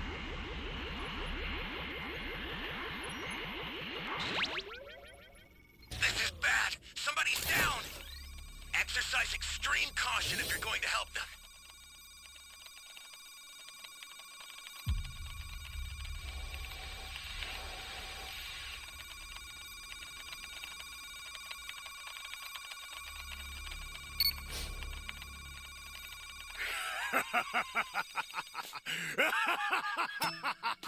Flying Nimbus! I just set it 99% You know what to do with that key. because D and E are right beside each other, and it's gonna be hard to find the keys if he's camping. So it looks like to the Raider A is not set yet.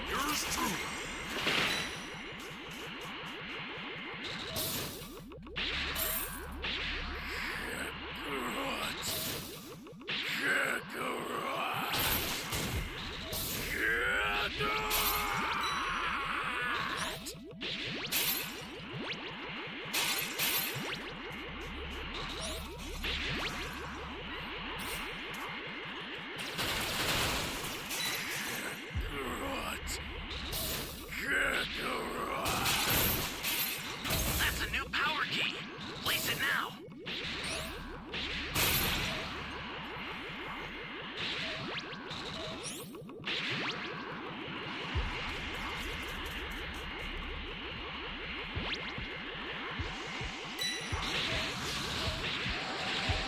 Stay calm. Stay calm.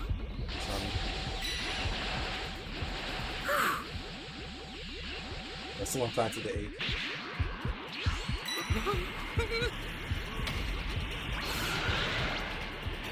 Oh man.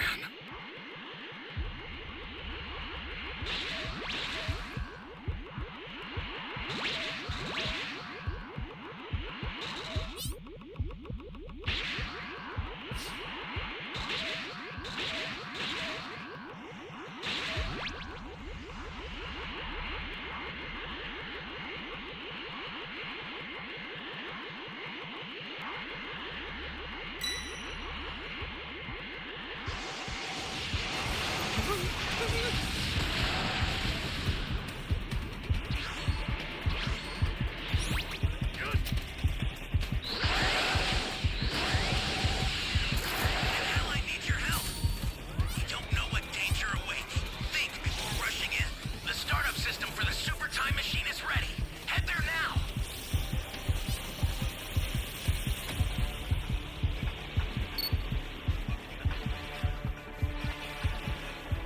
This is my stick drift. I'm not even doing this on purpose. I promise you. Stay calm. Stay calm. The startup system's under attack. It's dangerous. You're done. Carefully if you want to get closer. Come on.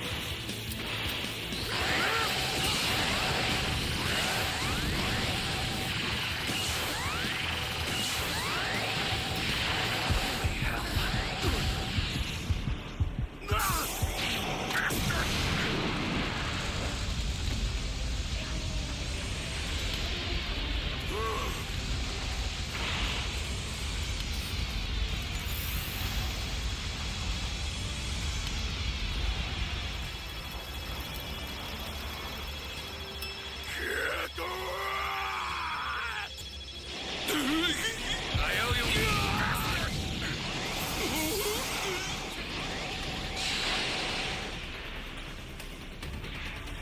on Smoke with a sensory beam, fam.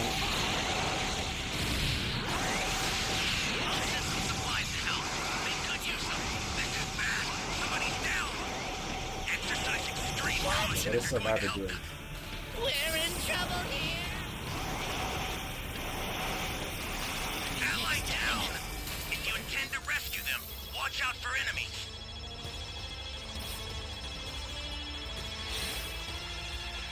Waiting for the escape time machine. Be more careful from now on.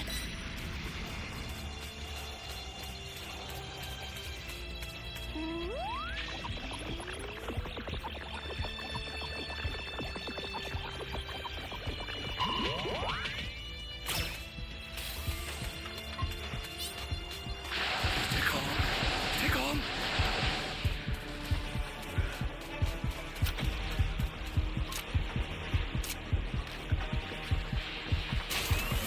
Here comes a pain.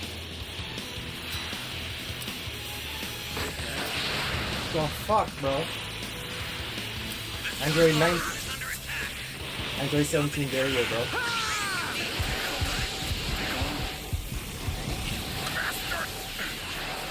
Bro, you can't beat Broly. This guy's a barrier that shoots out beams.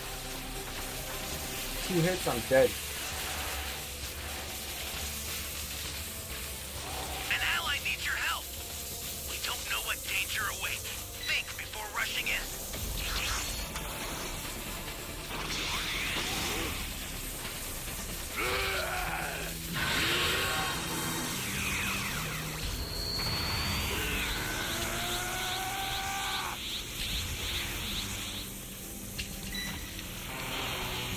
I sent you a super transfer. Where Use is it to hold the Survivor? enemy back. Waiting for the escape time machine.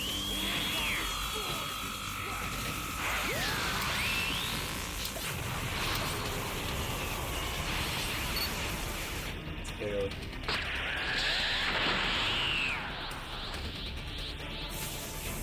This is bad. Somebody's down. Exercise extreme caution if you're going to help them. Bro, our level 4 got KO'd. If you intend to rescue them, watch out for enemies. The startup system's destroyed. The escape time machine's almost prepped. You need to head for the beacon that's indicated Not by me, a guys. blue light. I promise you, it's Send not the me. escape time machine. Use it to The escape time machine is back. Whenever you have a beacon, you can call it again.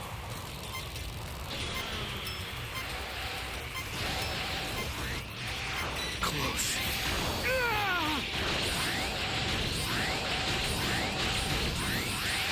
Ally needs your help. We don't know what danger awaits. Think before rushing in. It's an escape.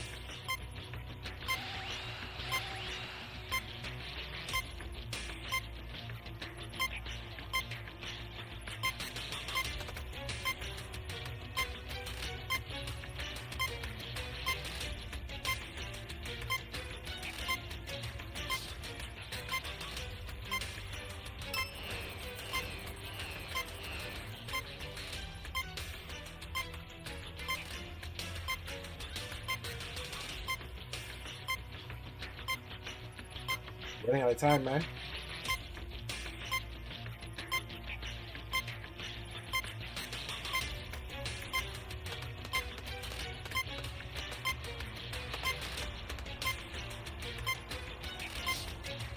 Seconds left to escape.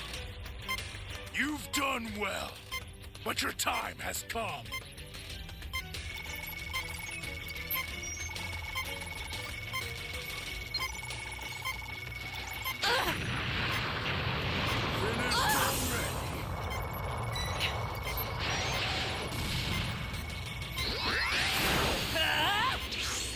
Or do I just let him go?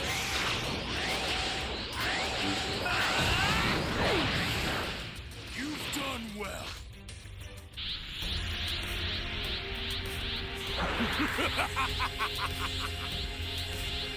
If you'd only chosen death, you could have avoided more suffering.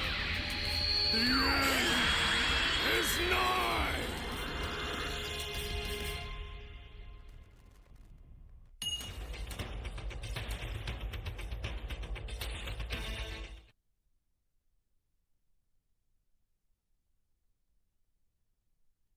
few more matches. I don't know what's going on with this Raider match.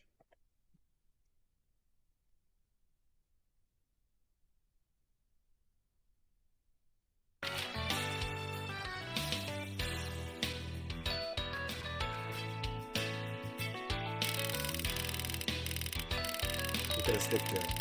Crazy.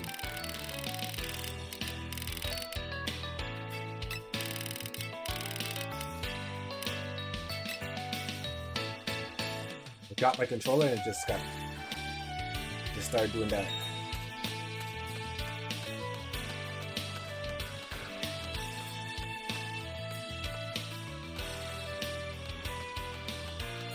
Prompting King Kai to acknowledge Goku's use of instant transmission, stating how he must have learned it from Yardrat. The Saiyan then teleports away, having locked on to the planet's key signature. Upon arriving at New Namek, the Namekians are surprised by Goku's presence. He identifies himself, and the tribe immediately recognize him, stating he was the one who defeated Frieza and saved them all. Goku then explains his mission, mentioning the need for a new guardian of Earth. The Namekian leader Mori introduces Dende, the Namekian boy who'd ventured with Krillin and Gohan on Namek in their battle against Frieza. Mori mentions Dende's desire to visit the two again after so many years, prompting Goku to ask if he'd be able to make Dragon Balls. Mori confirms Dende's ability, stating he's a true descendant of the Dragon Clan and will be more than capable of becoming a new god of Earth. Goku expresses gratitude and welcomes Dende, bidding the Namekians a farewell before returning to King Kai's planet briefly to report the success. Goku proceeds to the lookout on Earth with Dende, where Piccolo and the others await. Dende's arrival surprises them, and Goku leaves the Namekian boy with them to grab Krillin and Gohan. Meanwhile, at Kame House, Krillin and Yamcha continue to watch TV, witnessing a broadcast on a human fighter named Hercule, who will be entering the Cell games.